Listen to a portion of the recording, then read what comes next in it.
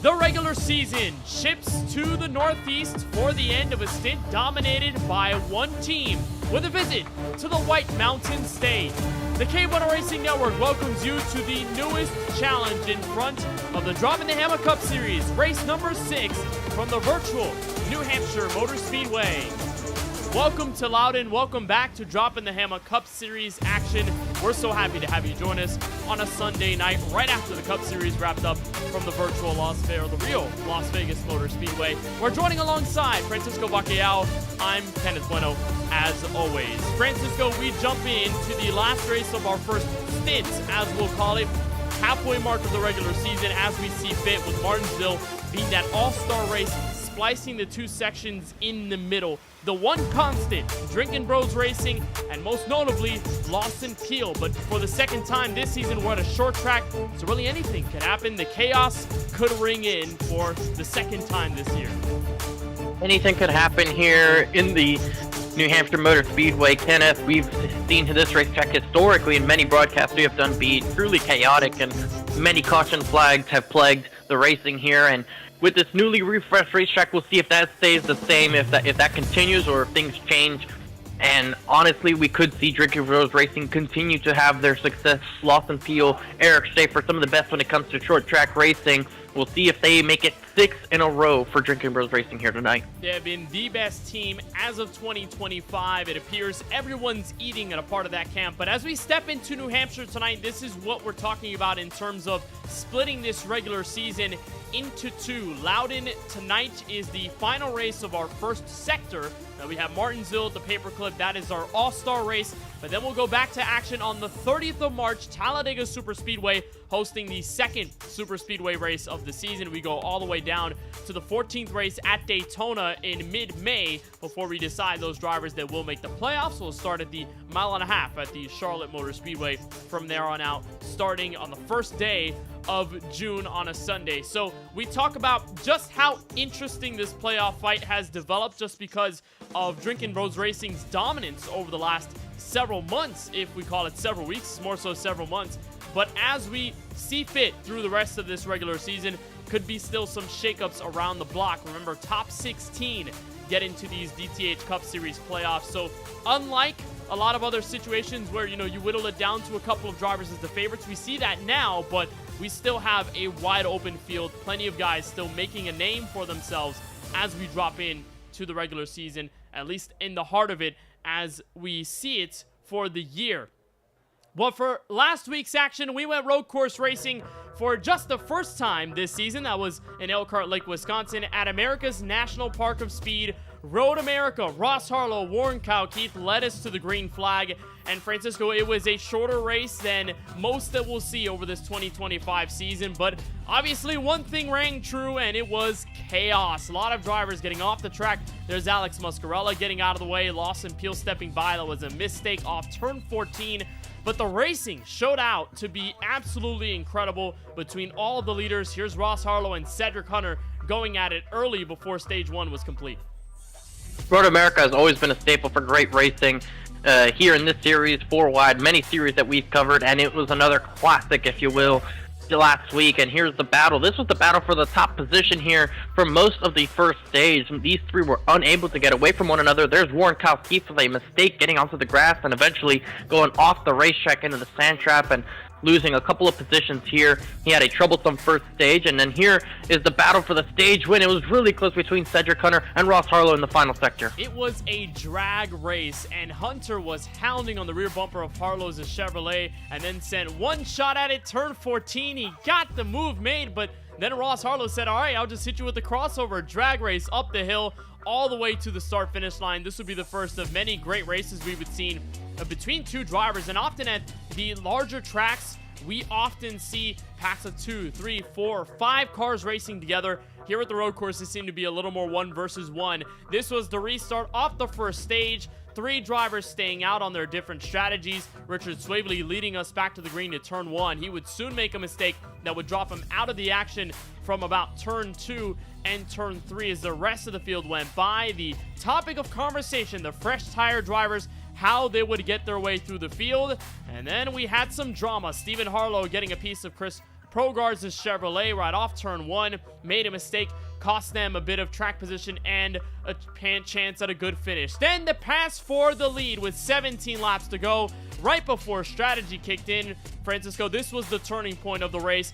In turns 5 and 6, Lawson making the dive bomb move inside, downhill on the corner, and as Ross Harlow went down pit road to make some sort of effort at it strategy-wise, no one could stop Lawson Peel as soon as he took the clean air.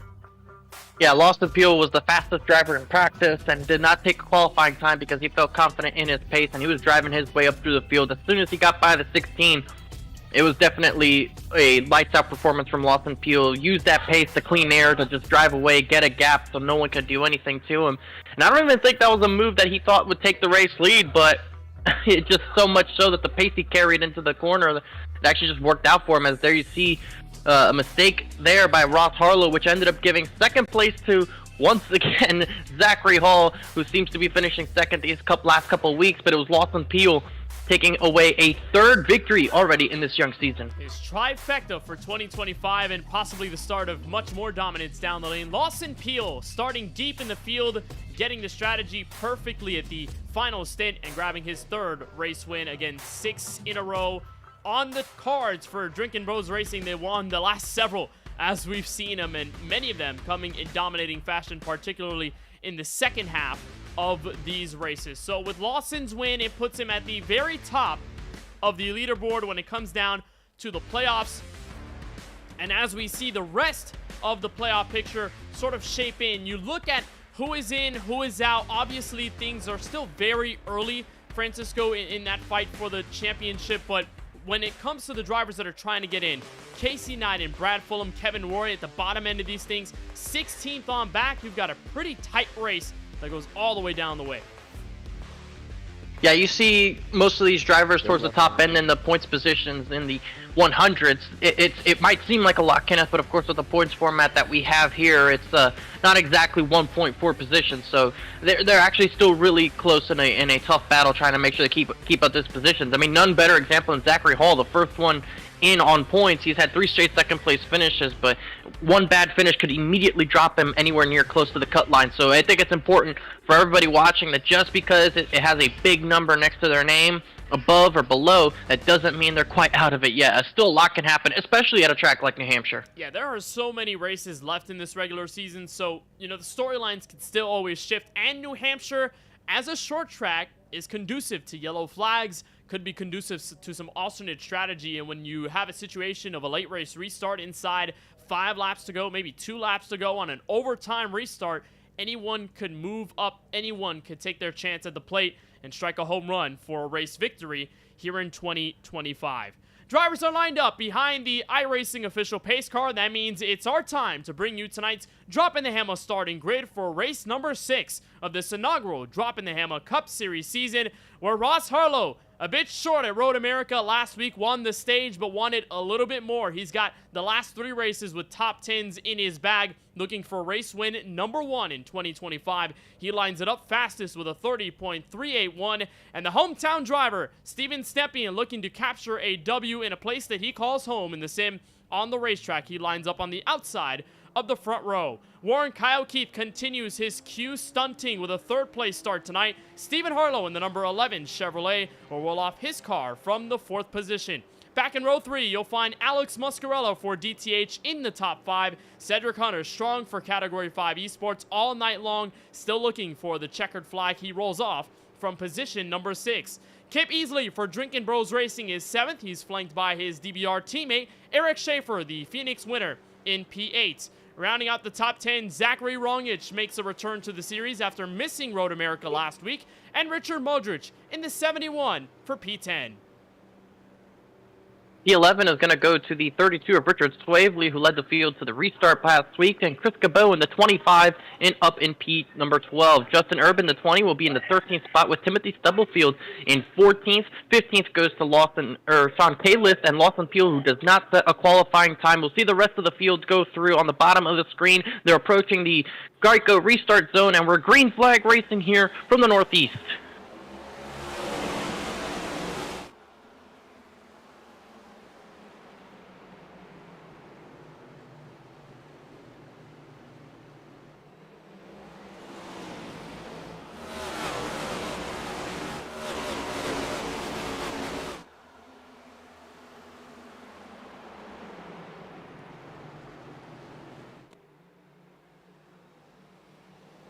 And this time on a short track, no troubles for Ross Harlow. Remember the opening lap at Phoenix where he was in the middle of the pack, turns 1 and 2, got shifted out sideways and lost all of the track position, this time in clean air and with no troubles in the rear view mirror. Stempien and Warren Kyle Keith set to do battle for second. Right behind, they leave it be, and Harlow, the control car, as we complete lap 1. Lawson Peel's already made up 3 spots by running an interesting line, not really what you're seeing the top runners running. He's running all the way down towards the flat side, the very bottom lane of normal asphalt before the double white line with the blue paint is actually normal banking, not with the 9 or 10 degrees banking that you have on the normal racetrack. It's actually 0, and then the apron of the racetrack. That's what Lawson Peel's using to make up position. He's already up to 12th now, getting past Richard Modric. He's looking for the inside. Remember, he started 16th in this race in these first 3, and he's had an average start of 21.8 despite winning 3 of the last 5 here in this inaugural DTH Cup Series season. It's not necessarily the topic of is he going to struggle starting at the back of the field. It's more so how much he's going to thrive while starting at the back of the field. Although here in New Hampshire, things can get a little more treacherous in your route to the front, given that obviously it's a short track. You only have 2 to 7 degrees of banking in the corners, so you don't have a lot of banking to work with. But Lawson is chopping his way through the field, as we'll keep an eye on the race leader, Ross Harlow, who dominated that first half of the Road America race last week, got his first stage win of the season, and getting a bit of pressure from the rear view mirror. Steven Stempien about a car length back, the hometown driver looking to have this race in his back pocket. Him and Harlow both told us last week, Francisco, that they had this race circled for months once they saw the schedule released a couple of months back before Daytona. So not surprising to see the 2 Northeastern drivers and the 2 drivers who have liked this track a ton make use of their speed early on. Yeah, drivers enjoy racing at their hometown track, especially if they're good at it and can make up some good positions while doing so. Good example here. I can't wait for this upcoming official week. I'm going to make sure I take advantage of Homestead Miami Speedway as much as I can this upcoming week. So if you're, whatever your home racetrack is, whether it's Dover, the New Hampshire Motor Speedway, any oval or road course on the schedule, drivers take pride in being good at their home racetrack. And there's Steven Stempien at work trying to battle for the top spot. Well, just like Cedric Hunter was hounding on Harlow early at Road America, it seems like Stempien, with our Charlie Beyer Photography onboard camera, is starting to make the pressure happen on the back end of Harlow's Chevrolet. And Stempien did a bit well for himself at the road course, not necessarily known as a road course ringer, but Stempien still walked away with a decent finish. Him and Brandon Banks going toe-to-toe. The end of that race, especially off of turn 14, where they nearly made it a drag race to the stripe. But Stempien still looking for his first win of the year, despite already winning a stage this season. So it's him, Harlow, and Warren Kyle Keith spread away from the field. Top 3 have put themselves in their own league. Meanwhile, everyone 5th on back, just trying to settle where they're at. Stephen Harlow in the 11 car leading a group of at least 4 or 5. Eric Schaefer, Cedric Hunter, and then there's Zachary Rongich, so close to the win at Chicagoland, won his first career stage in the second stage by beating Lawson Peel through the very boards at the outside of the racetrack. Good to see Rongich back into it, and I think there's a bit of deja vu occurring here, Francisco, because in the rearview mirror, he's got Peel, who he fought tooth and nail for the stage win at Chicagoland a couple of weeks back, and Cedric Hunter, driver he had a bit of beef with during the opening laps of that race. How about Lawson Peel already driving his way up into the 9th spot from that 16th starting position, just 9 laps into this race, so Lawson showing some great pace, able to get around this traffic early on, and we'll see if he continues to put the pressure into the 38 to try and move himself up into P8. His teammate further up the road is battling Stephen Harlow. That's a battle for the P5 position. Schaefer looks like he got a bit out of shape on the bottom. That gives Harlow the position back. And Schaefer, the winner at Phoenix not too long ago, part of that streak of DBR wins that continues to this day. And Schaefer hasn't been as strong over the last several weeks, not been able to flex his muscle, but for the most part is still making good progress on Harlow. The battle for P5 underway as Lawson Peel makes the move under Zachary Rongich. So bit of a flail over by Rongich at the exit of turn 2, lets Lawson wiggle to the inside, makes the move, and that is 8th decided. As Schaefer tried the outside there on Stephen Harlow, unsuccessful. That makes it 2 of those DBR Chevrolets, now 3 of them inside the top 10. And the top position now, we have a battle. Ross Harlow almost had Steven Stempien on his bumper. I think Stempien made a mistake off the turn 2 there, trying to get the gas pedal down and spun the rear tires up a little bit. That's certainly something that happens here very frequently at the New Hampshire Motor Speedway. If you're not careful, there you see Stempien get a little bit loose right there, and it fishtailed on him. He saw the back end and wanted to step out, lost about 3/4 tenths there in that instance to Ross Harlow. So now Harlow has a little bit of a gap back to Stempien once again to try and keep the tires under him, and that's something that's very difficult about this track, Kenneth, and I know you know that about this as well. Turns 2 and 4, but especially turn 2, just so difficult to get the power down. The car just wants to spin out. And when you don't have a lot of banking, the 2 to 7 degrees is a weird transition, and you've got those several seams where if you get the left or right side tires on it, the car will unsettle. So Eric Schaefer around. Schaefer is in trouble in the battle for the top 5 spot. It looks like he has saved it, though. And he was right behind Stephen Harlow trying to make a move. Unfortunately, car got out of shape. Now he's in the clutches of his teammate. And there's the onboard look, or at least what happened. The secondary shot, Schaefer loose off 4. What a wonderful save, keeping it out of the inside wall. And the car remains undamaged, although he loses a spot on the way. Now a caution flag out. It's Richard Swavely in trouble on the back straightaway. That was a very close call for Eric Schaefer, as he was able to keep the car under him and not hit the inside wall in the process. So good job by the driver of the 3 here, and we'll get a look to see what happened exactly to Richard Swavely here. And you see, we were just talking about this. Set off a turn 2, the back end wiggles, and looks like he had a little bit of help there from Justin Erb to finish him off there, as he almost had the car under control. And he got down below the racing surface, which was interesting as to how the caution was able to come out there due to that. But here's the up top look from it. He's well off towards the bottom end, and Jen Erb tries to avoid him. You see, just as they get off the racing track there, that's when the yellow flag waves. And there's nowhere for Erb to go. A bit of damage on the front end of his Chevrolet, as he will most likely bring the TOW racing car to the pit lane. Richard Swavely may do the same as well. Here come some of the back markers that are entering pit road now. Robert A. Moyer Jr., Casey Knighton, Kevin Roy, James Kunkel, and then the aforementioned Swavely, who went for the solo spin off of turn number 2. So a lot of these guys at the back just deciding, why not? Let's do a bit of our strategy here early as our first caution waves at lap number 15. We almost anticipated, Francisco, that here at a short track like New Hampshire, the cautions would come out a little more frequently, but I don't know if I'm putting a jinx out there. However, things have been very good over the first 15, and our first crash, not necessarily any big deal to take anyone out. As we take a look at our SK Sim Racing race analysis for the 200 laps, Francisco, we have at New Hampshire similar structure to a lot of the other races at other tracks we've had this season. No green flag pit stops. I think that's the most important thing that's going to stand out to everybody with those stage numbers, is that you won't have to pit under the green flag at any point in this race by being forced to do so, whether it's fuel or anything like that. So you can get your pit stops done under caution and not have to think about pitting under green. So it's good news there. That is a look at our SK Sim Racing race analysis, as the field will get the 1 to green signal from the iRacing official pace car, and it appears things will be for the most part okay for everyone in the field. As we see it, everyone 20th on back have decided to hit pit road. Justin Erb got his damage fixed on the front end of his Chevrolet, so a clean nose for his car this time, as he'll try to pick things up and get back to the front of this field. Meanwhile, Ross Harlow, the man to beat right now. Stempien has been close, but has not been able to properly make that pass, so everyone will be at the same playing field. Nobody apart from everyone 20th on back to get that extra splash of fuel, or perhaps one of the 5 sets of tires allowed for tonight's race from New Hampshire.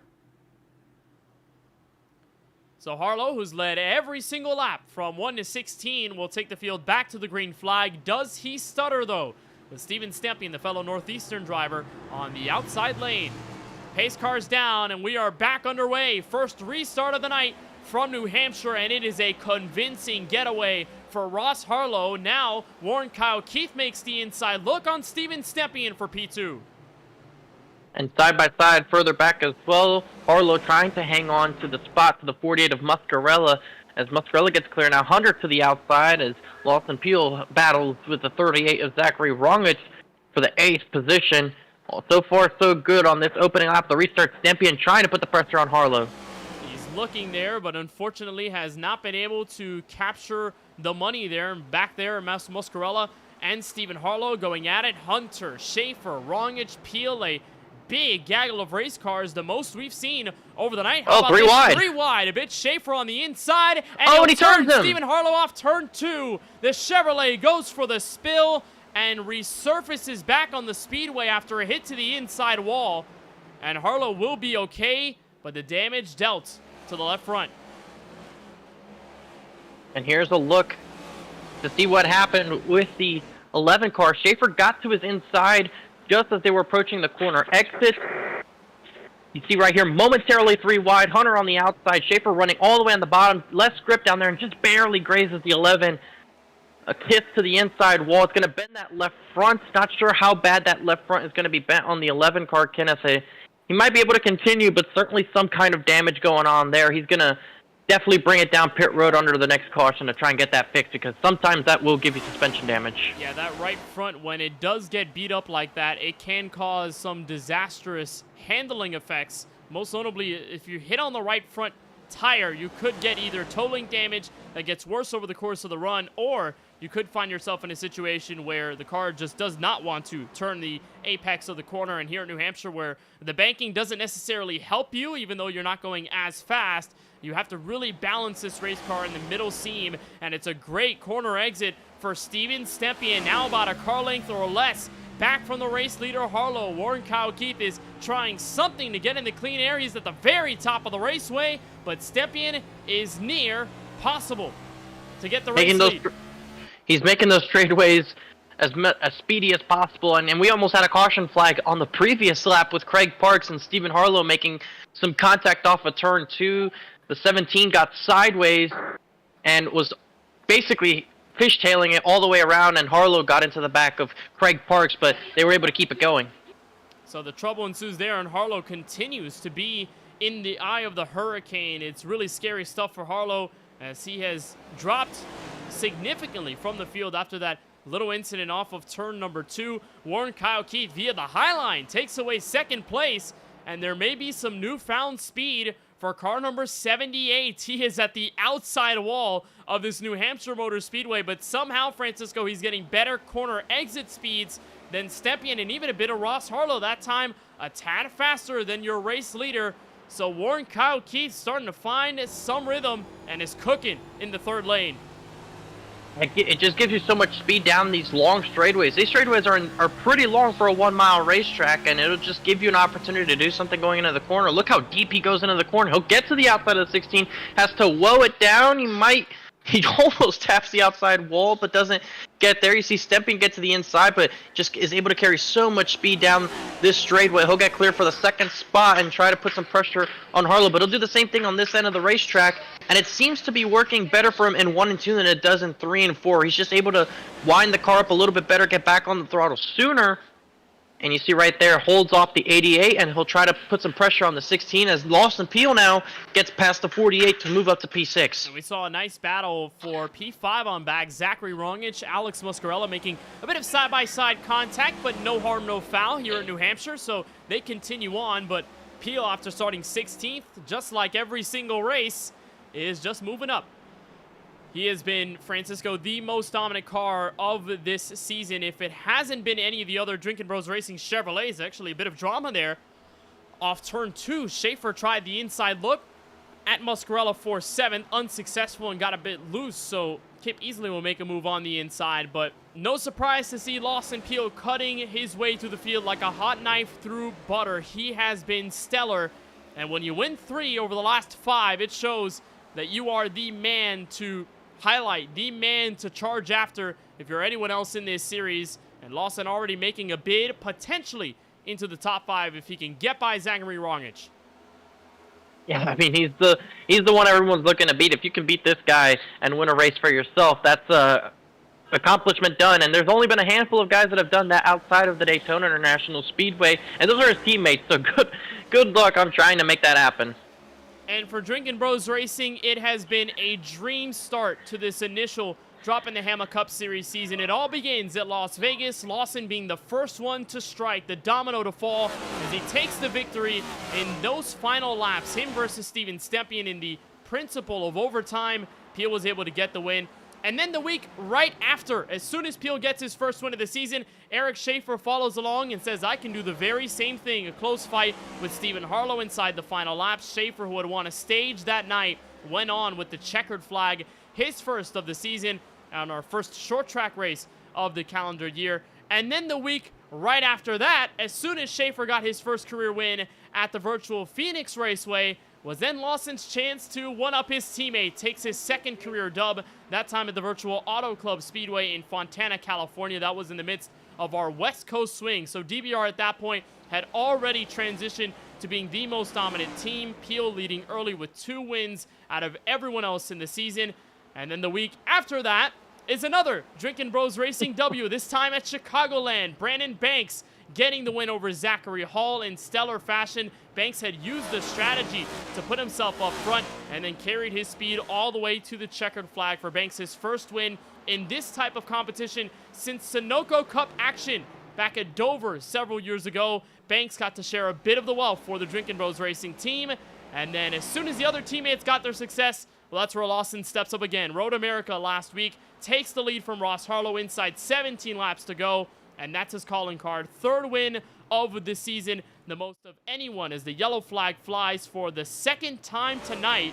And it's a stranded Sean Kalis, the SK Sim Racing Chevy, on the outside of turn 2. It was a one-car incident. Just went around on his own, and turns 1 and 2 straddling that apron, and it just completely looped around on him. I'm surprised he hasn't moved yet, unless something's disconnected. There you see him moving now, as we mentioned that. We'll get the replay up here to see exactly the case, but he was straddling the 2 different lines there at the very bottom. Has left sides on the 2 degrees, right sides on the 7 degrees. That'll upset these race cars with these floors, and he spins up towards the outside, and that'll put us under the caution flag once again. But Kenneth, going back to the Drinkin' Bros Racing there, just keep mentioning wins after wins after wins. I think DJ Khaled would enjoy that kind of metaphor. Just another one and another one. All I do is win, no matter what. That's what Drinkin' Bros Racing is on right now. And that's not to say that it cannot change given the trends that we've seen over the last several weeks, because it certainly can. I mean, Timothy Stubblefield stunned all when he won at Daytona in the last lap drama that the race was, even though Drinkin' Bros Racing had been mired in the shadows, and Peel, who has already won 3 races this season, finished 2nd. His other best finishes, if you're not talking about his race wins, but surprises can still follow through, and we've got drivers on pit road now. It looks like Stephen Harlow leading a batch of cars in, and exactly how you predicted it, Francisco. Harlow had made the journey to the front, and then all of a sudden got mired back with that incident off turn 2, and then a little more of a scare with Craig Parks in front of him. Obviously, the call to come down pit road early and get some service along with those repairs. Yeah, he wants to fix that left front damage. It's not going to help him out here. This track, even though it's a short track, it's pretty aero dependent, and you want to make sure you get that fixed up. You see that left front immediately look a lot healthier as he exits the pit lane, gets back out there. You see Timothy Stubblefield, Daytona winner, just exiting the pit lane there. The only Ford Mustang in this entire field, and it already has a race win. And the only manufacturer not to win a race this season so far, Kenneth, is Toyota. Yeah, they have been winless so far, despite the fact that Category 5 esports, as good as they've been over 2025, have yet to find the golden ticket to the Droppin' the Hammah Cup Series playoffs. It's taken them a little longer to find that success, as the field will double up behind the iRacing official pace car. We'll have another chance to potentially talk to one of the drivers in the field, but for right now, we will set them up and try to go green once again. It's been a really fun race over tonight's action at New Hampshire Motor Speedway. Some of the slight issues for some of those guys in the back, but most notably, the front half of the field have had some good battles over the night as we trot on to the halfway mark of our first stage. Remember, we do go 60 laps for the end of stage number 1, another 60 for stage number 2, and then we'll go the 80 final laps until the checkered flag at lap number 200. It's a structure that the DTH Cup admins have found as the sweet spot for most of the larger tracks. A little bit surprised that we're seeing it at these shorter venues that could open things up strategy-wise, given the fact that it is a smaller track. But nonetheless, we move. So Harlow and Stepien, front row look, green flag, restart lap 34. A great launch for the front row. They're able to get away from the second row pretty well, as the stack up a little bit on that bottom. The 78 gets into the back of Steven Stempian. Stempian sideways crashes into Hunter. And Hunter hard into the wall, and the race favorite, the hometown native of Steven Stempian, goes into the wall and brings out our third yellow wave of the night.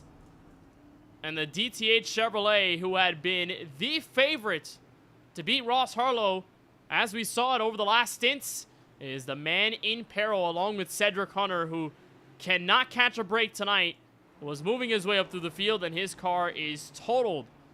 As we're going to look at the replay and dial up the diagnosis on what happened there, Francisco. But, of course, the cold tires, not necessarily cold at this juncture, but when you look at the restart, how packed up everything is, and how even this restart particularly was, with everybody second on back, Stempian was in a position where he had to play defense, and in the middle of the corner where Hunter is trying to apply the pressure, that's where the troubles begin, and the bit of contact.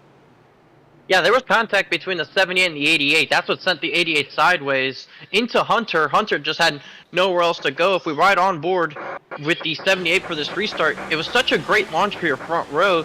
Stempian had a great opportunity to get in line, and he did, but Warren Keith rolled the inside so well that he gets into the 88 right here, gets him sideways, and then there's the contact with Hunter. And there's nowhere for Hunter to go. He's on the outside, just facing the outside wall. And there's Casey Knight in the other car in there as well, who just gets to a halt right before the contact can ensue. So there's Hunter's Toyota Camry, beat up, the right toe link destroyed, and the engine billowing smoke as he comes onto the entry of his pit box. This may be the night over for Cedric Hunter. May keep his foot in it, try to repair this car for the end, but indeed it may be the end of the line for Hunter. For Stempian, he may be able to continue, but Francisco, this is a shunt considering how fast he was over the first 36. Oh, and he was not happy at all about it. He immediately queued up the mic and was contesting what had actually happened there. So he definitely wishes to be able to continue in this race, and he will. He'll stay on the lead lap. He'll exit pit road just before the leaders get to him there. But definitely not a good incident here for the 88. Now he loses the track position, and he has to try and fight his way through the traffic. You can see the frustration on his face. So Stempian will try to climb this mountain that stands in front of him. We're joined by him now momentarily. Steven, I know this is probably not the way we wanted to introduce you to the booth for an interview, but a slight mishap there in turns 1 and 2 gets you sideways, a bit of damage, but you're all okay. Just tell us what happened there.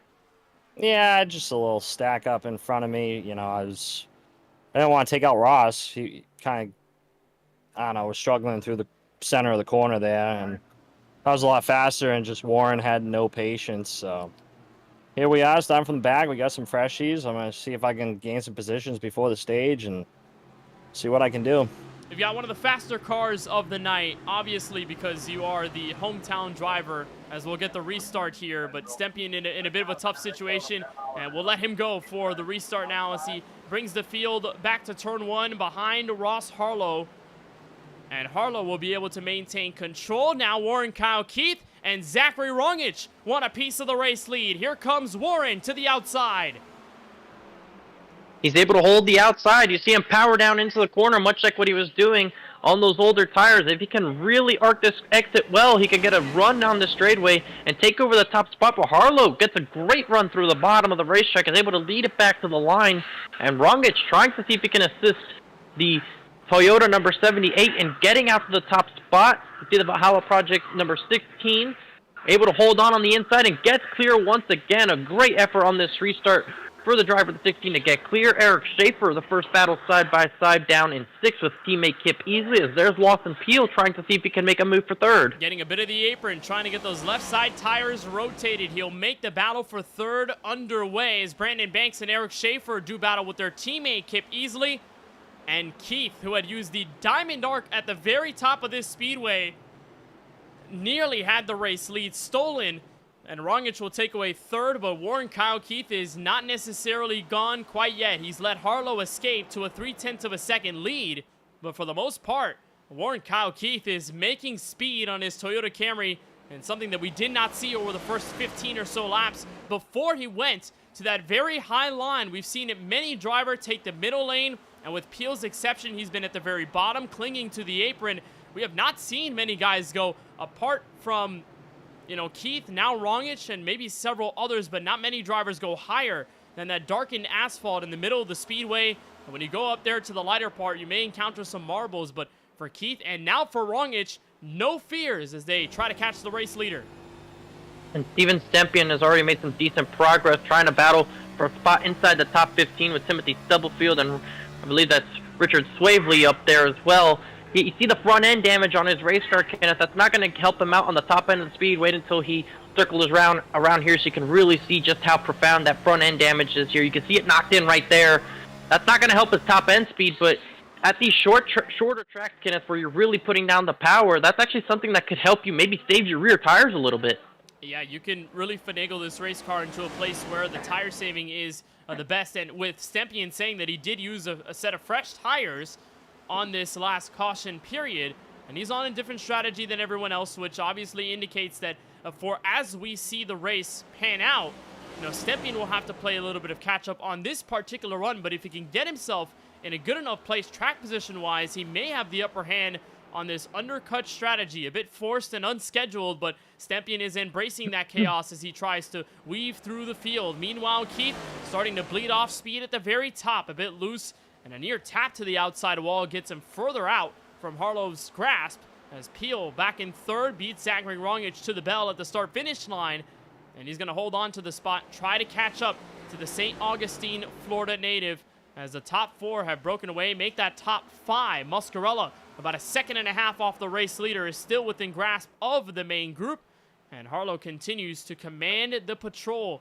here at lap 44 and crossing the line. And Kenneth, it's actually worked out at a pretty decent enough spot for Stempien because he has enough fuel to get to the end of stage 2, and we're seeing a pretty good amount of caution flags, so the leaders might not pit a lot. So if he decides to take 2 tires or even stay out during that stage, it'll give him the track position, and he knows he won't have to pit for fuel at any point in that second stage. So depending how much he can continue to cut his way through this field, this could actually work out pretty well for Stempien as he's currently going by Kip Beasley for 11th. Yeah, it could be a good spot for the Methuen, Massachusetts native. The only caveat is that everyone will have fresh tires if Stempien does not pit with the main group and stays out for some of that position up front. And clean air, particularly with these next-gen cars, matter a ton, whether you're at the super speedways or the mile-and-a-half tracks, the short tracks particularly. I mean, Phoenix, very hard track to pass.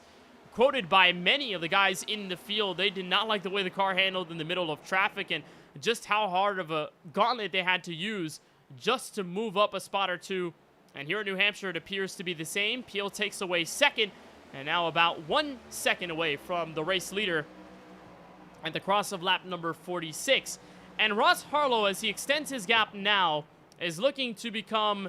around goes the 38. Spinner. Zachary Rongich is in trouble. The field tries to get around him, and I believe they do. But the Goodwrench Chevrolet goes for the spill. And now the second caution in a row, Francisco, in which we've had one of the top 5 drivers be taken out. And CJ Munier got into it late there, slid, trying to avoid it, and hit the inside tire barrier, destroying his engine. So he's out of this race. So we'll get a look at what happened with Rongich. Dropped one to Peel, then dropped one to Muscarella. And it's the attempt to get P5 on the racetrack. I'm not sure whether there was help. The car just on his own. out of line. And look at everyone trying to get away from it. Schaefer, near miss. CJ Munier down there slides and slips into the inside wall. A head-on collision. And CJ Munier cannot get his Chevrolet righted with enough power to run back to pit road. Here's a look from the New Jersey Devils Chevrolet. And you see, just sees the incident, gets on the brakes, just running a lot of rear brake, and it slides enough. And then he catches that the banking change, and that's enough to send him spinning. And that'll cost him his whole race. That's engine damage. You heard it go poof after the hit. So CJ Munier out of this race on lap 47 it was, and the field is all cut up now. Nobody at the front of the field has really made a pit stop. You have to go all the way back to the 38 and the 28 and a handful of others towards the back end of the field that have made pit stops. So none of your leading group of cars have made a trip down the pit lane at this point in the race. Probably gives them a good opportunity to save some fuel. Probably not enough to really go the entire length of the second stage on fuel, but certainly helping their case for trying two-tire strategy on the stage caution. We know they don't have to take a full tank of fuel to get to the end, and we know track position matters. I really think that there are drivers that can make that two-tire strategy call work. Certainly Stempien is in the most favorable position to do any of that because he's good enough on fuel for sure. He doesn't have to worry about saving with cautions or banking on cautions to make it to the second stage end. So he has the option of either pitting, definitely putting on some right-side tires considering he went for 4 laps last time out, or just staying out altogether and taking over the track position at the race lead. Well, the good news for Stempien is that he's put in sort of a win-win situation, right? Because he's already in the top 10, so if he does come down pit road, it won't be worse for him since everyone else will follow him in. But if he does stay out, I mean, he will have good track position. The only thing will be the tires. However, given how hard it could be to pass here at New Hampshire and at these shorter tracks, you know, either taking 2 or not taking any tires at all could work if the cautions continue to fall and track position matters more. And also important to note, maybe some drivers don't choose to fill the car up all the way with fuel. It makes the car a lot looser, and we're seeing guys struggling with the back ends of their race cars, so maybe they don't decide to go all the way, just trying to fill it up enough to get to the end of stage 2 to get the handling a lot better. So certainly a lot of things are still up for grabs, up to play strategy-wise, and we're just going to have to see how it all unfolds here, as we're going to have a 10-lap shootout for the stage. That's a good point, Francisco. Who can use this strategy to their benefit, given the fact that we do not have super long stages where strategy kicks in over the green flag run? Restart, lap 51. Ross Harlow up and away. Lawson Peel to take away second, but not before Warren Kyle Keith can make a statement before turn 2. Now here's Peel. The Chevrolet makes space on the high side. Battle for the lead to the back straightaway. And he almost gets into the outside wall, but he holds the outside position on the 16. He's going to drive it in deep, trying to hold steady with the 16. Harlow's been great all night. He's able to hold the bottom. Warren Kyle Keith trying to hang through. A couple guys up high in turns 3 and 4, side by side for the lead. Still off of turn 4 right now. Harlow nosing ahead of Lawson Peel to get back to turns 1 and 2. You see the 16 gets clear. Is going to try to slide up a little bit. Peel trying to hang tough on the bottom. He won't be there off corner exit, gets loose, and now he has to try and hold on to second. Well, Harlow did find similar types of pressure earlier in this race with Warren Kyle Keith making a move up high, fresh off the restart, and just like the last time by, this time with Peel, it's unsuccessful. Peel is still there. Harlow with a slide out of turn 4, but it will keep him in the race lead at the cross of the line for lap 53, as we'll take a moment of silence for our tribute to a good friend of the DTH Cup Series, Dave Bush.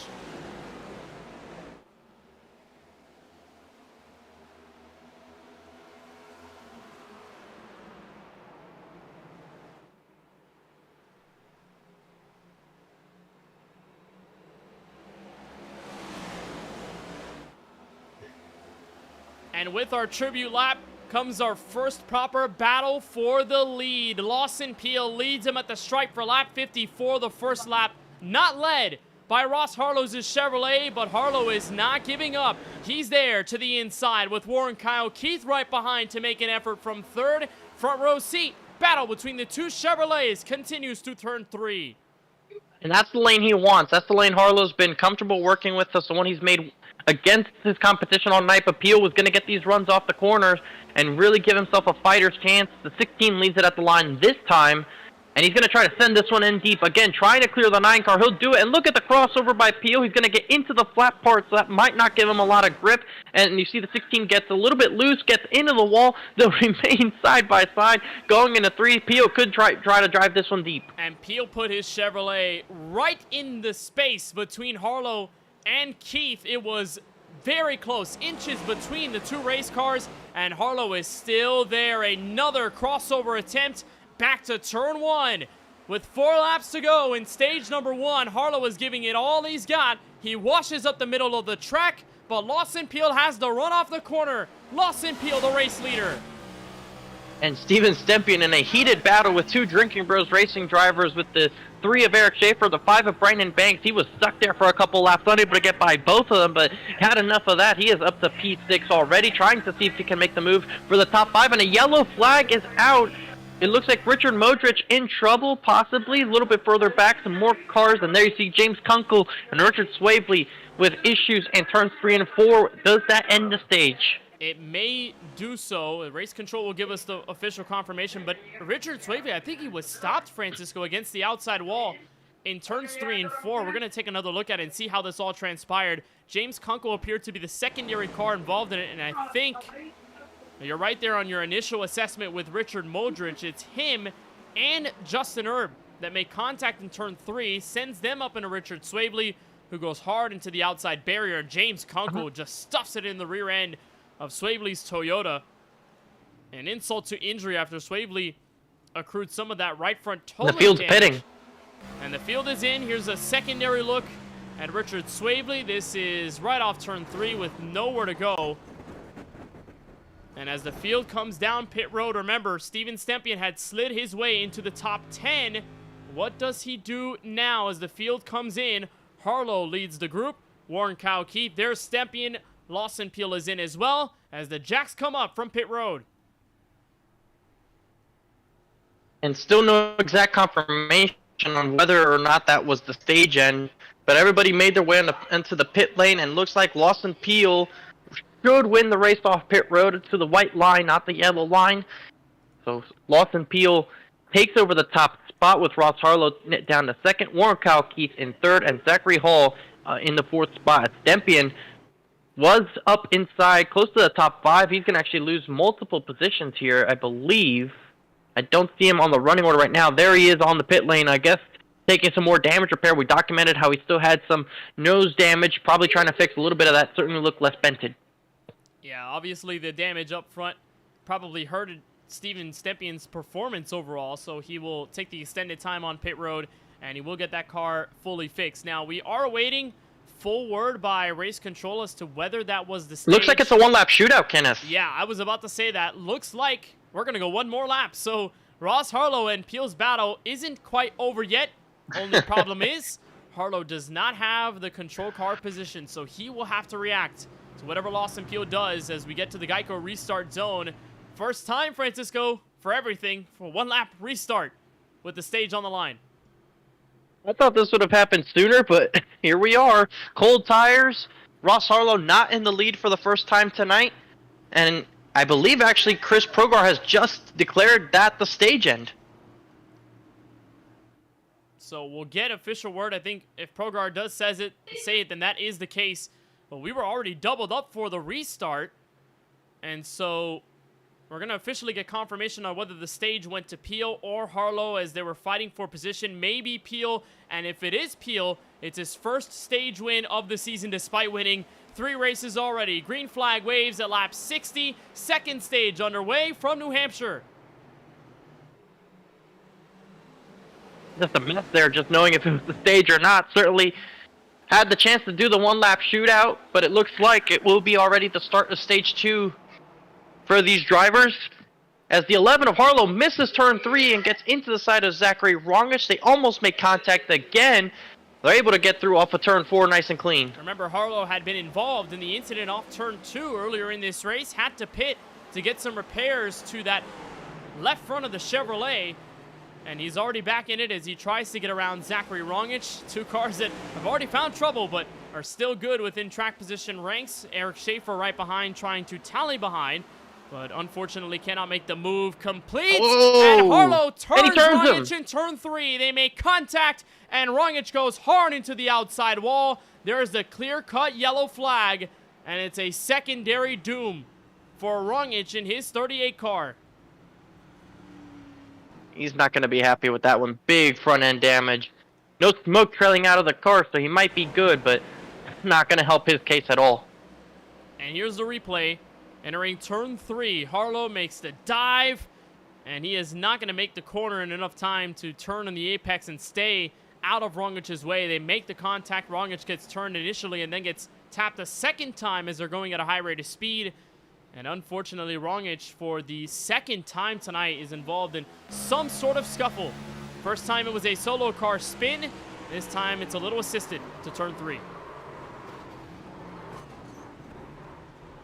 And there you see, right here, Kunkel almost had the same incident happen again as he was approaching the troubled car on the previous caution, locked up the tires and went straight into him like a magnet, and this time he's able to squeak by on the outside. As you see, a couple of cars make their way into the pit lane. Among them is the 11 of Stephen Harlow, Justin Erb, a couple of the drivers we've seen already make pit stops in this race. Again, everybody is good to go on fuel to the end of this current stage, which is at the end of lap 120. And no green flag pit stops expected if everybody makes a pit stop at the stage end. But everything's a fuel mileage gain, Kenneth, especially with these cars. All it takes is a shorter pit stop. You could gain multiple positions, and that could play a role towards the end of this race when the big points are played out. Yeah, and with the alternate strategies that we've mostly seen over this race, I mean, who knows how much it could continue to change. As there's Harlow Chevrolet getting out of turn 2, gets the car repaired, and he's back underway. He'll rejoin the field at the tail end of this lead lap line. Well, Harlow, for tonight, he has a special paint scheme that'll air tonight and will be on for the foreseeable future. Harlow's sponsor with the paint scheme tonight, Project Hopner, which is based in his hometown of Heinsberg, Vermont. This scheme particularly a tribute to Sue Hopner, one of the founders of Project Hopner, which aims to raise awareness on teen suicide and to find hope for those children. And she passed away recently, so on behalf of Sue, Harlow, and all of the members of Project Hopner, he wants to spread awareness and to have this paint scheme in memory of Sue, who did so much for that project. And Harlow told us in the Discord chat that Sue was one of the greatest examples of all the great things love and compassion can do. So for Harlow tonight, hasn't been exactly the star-studded night that we've seen from him, but for Harlow, a very special message on his paint scheme tonight, and one that he'll try to bear for the rest of the season. Very beautiful stuff, and hopefully some more information for Project Hopner and what Stephen Harlow is doing to honor them and Sue as we get ready for the restart at lap number 65 with a pair of Chevrolets on the front row. Lawson Peel and Ross Harlow will take the field through the Geico restart zone, and this time top 3 a little spread out from the rest of this field. Lawson Peel leads them back into turn 1 using the apron, but Harlow may give him a proper shot at the race lead off turn 2. Also, some of you, as the caution flag waves once again, trouble at the very back, it seems.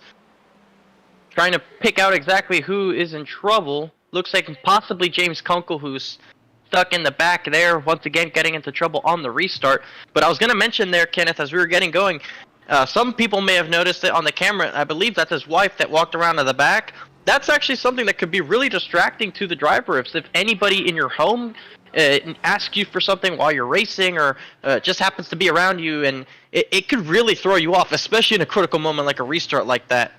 Well, yeah, I mean, you have that happen there. I'm sure it was pretty harmless for Stephen Harlow, but you're right. Outside circumstances in the home can distract you a little bit, especially if it's somewhat important. And I think it's a big reason why a lot of the drivers in this field, or drivers that I've interviewed over many of the years on the KBueno Racing Network, a lot of them say a special shout out and a special thank you to their wives or girlfriends, because, you know, at the end of the day, this is a hobby for them, and they're showing their gratitude to their significant others for allowing them to indulge in their hobby week by week and to compete in these championships that we find very important. We dial up all the storylines that happen. We treat it like a real race, but for a lot of these drivers, it's part-time on their hobby list, you know, when they have the real jobs that they attend to during the daytime. And so they always express their gratitude to their significant others or partners for letting them indulge in this sim racing hobby. And a lot of times they will acknowledge that space and won't bother them during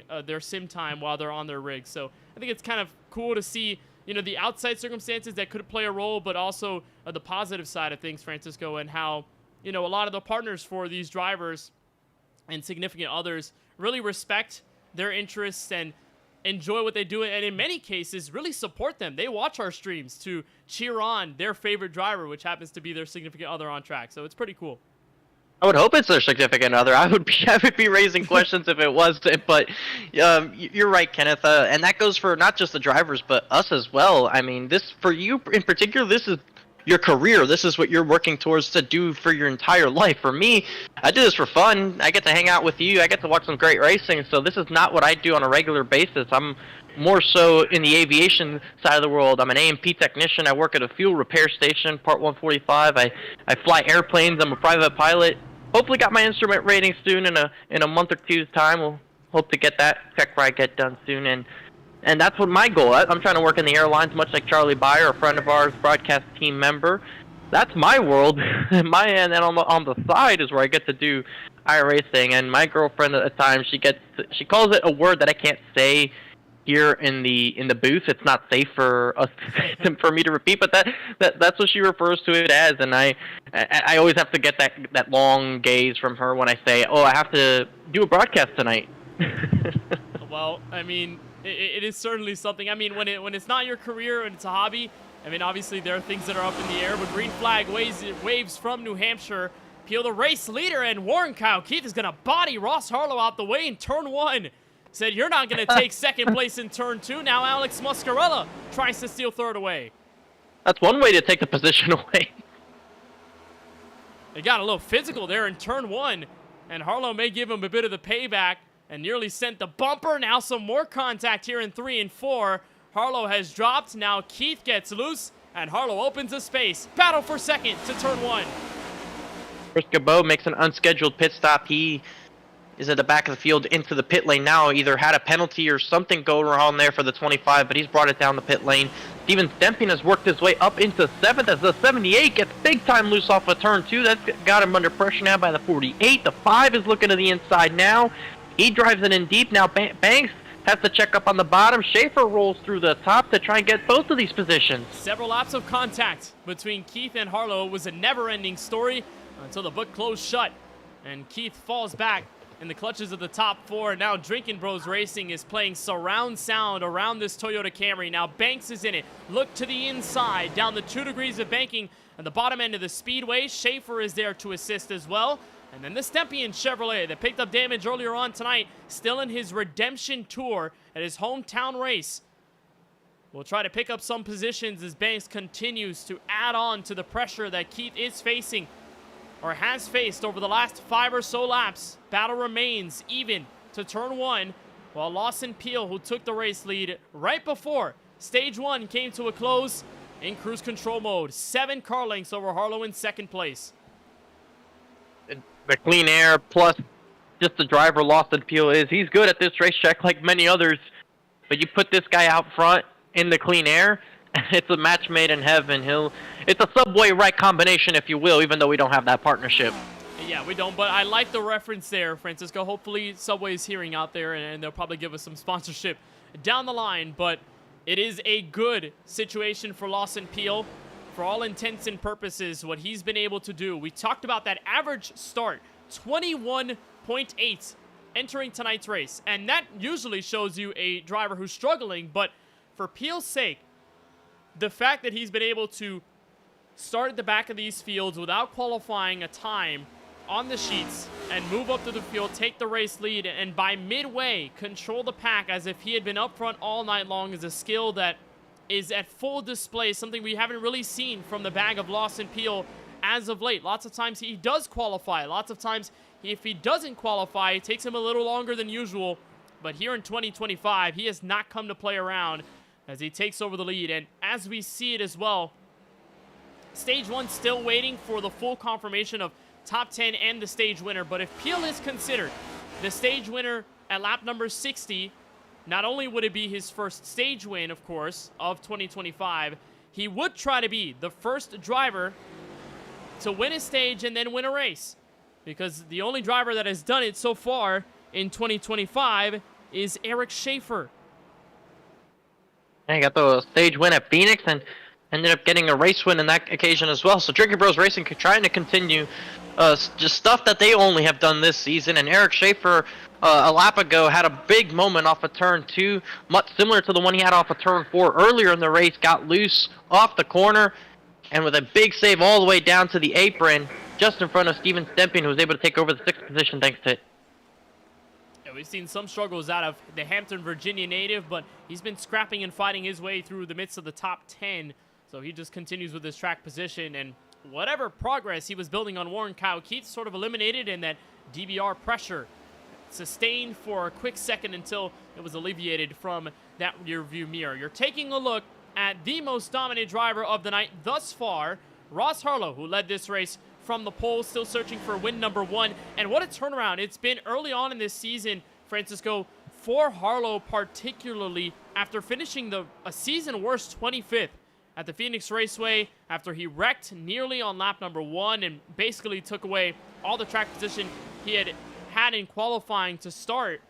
He has picked up 3 consecutive top 10 finishes, and that includes his best finish of the season of 3rd that he's already completed twice.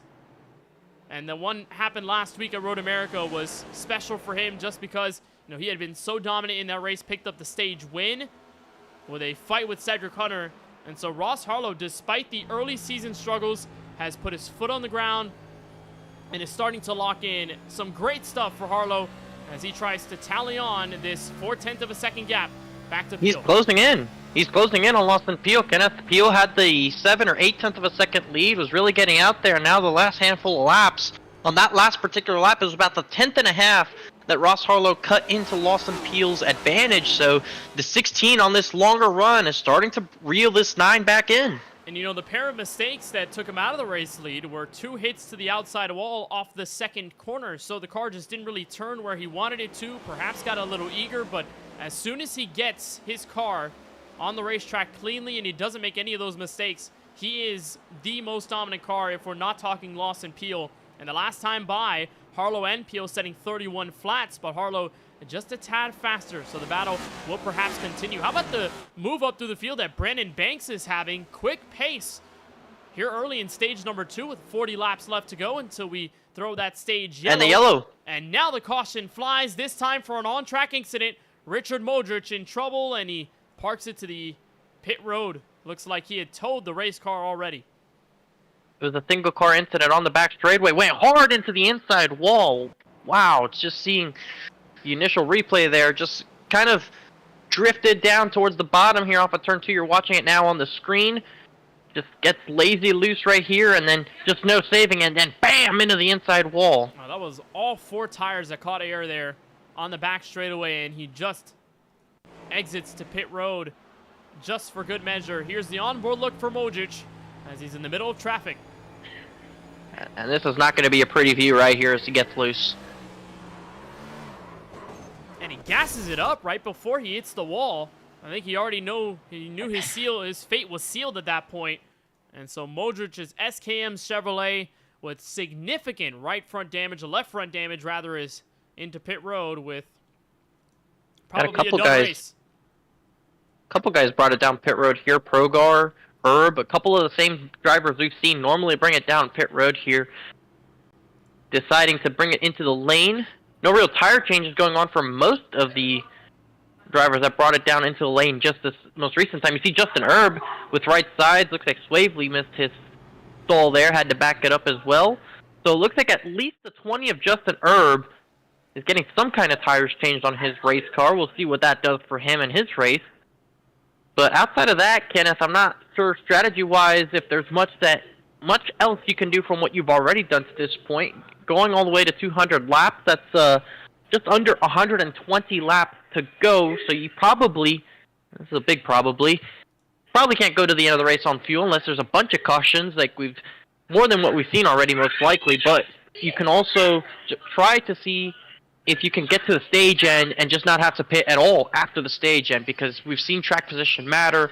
If you can stay up front, it's going to be very huge for yourself. So I think most guys are going to try to make their final pit stop when they believe they can get to the end of the race on fuel, probably counting with some overtime as well, because we always see overtime at New Hampshire. That's true, but you know, the case for pit road, especially in that final stage, it may be an easier decision than we anticipate, because at the bigger tracks, you know, you find that one possibly green flag pit stop to be a big challenge. But if the cautions breed the cautions and you find yourself in a lack of a rhythm race in that final stage, everyone may come down pit road at the same time, get their service, and they'll be good on fuel if that one stop happens either, you know, 10 to 20 laps into the final stage. Well, here's the thing, Kenneth, is that by design, because of the stage laps, there is no green flag pit stop we'll see in Stage 3. Certainly not by lack of fuel. You can go all the way if you pit at the end of Stage 2. So you eliminate a bit of the strategy, maybe the chaos ensues. And here from New Hampshire, Drinkin' Bros Racing has the outside lane on the front 2 rows. Beautiful restart. Brandon Banks gives the nose to Lawson Peel's Chevrolet and gets in the headway to turn 1. And you can see how they work together as the caution flag waved. Once again, trouble with Kevin Roy in the back. Couple cars stacked up. The 94 Daytona winner Timothy Stubblefield, Sean Kalis, Chris Progar, a couple of guys that just made their way into the pit lane. Once again, Kenneth, and another caution where we see drivers towards the back end of the field going around. And this perhaps the biggest crash of the night. More often than not, we've seen single or 2-car accidents.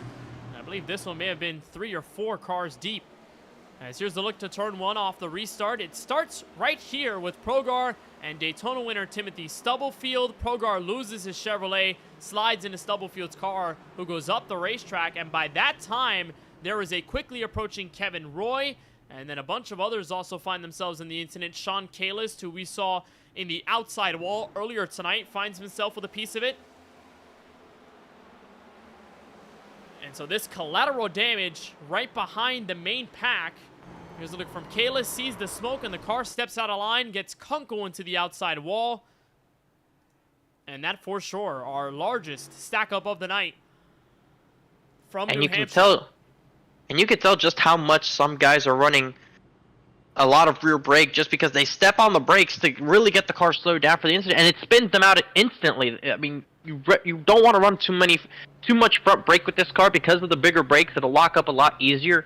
And with the way the master cylinders work with these cars, you can really have a lot of rear brake. At some racetrack, you even get into the 30s as far as brake bias is concerned. So guys running low brake bias, you immediately tap on the brakes to slow down and avoid an incident. You're going around it, especially at a track like this. And for all intents and purposes, this track before the art refresh used to be a lot harsher on the race cars and the drivers as a result. But recently, iRacing gave it an art refresh, something they're trying to do to every NASCAR track in the anticipation of the NASCAR 25 video game that's set to come out later this year.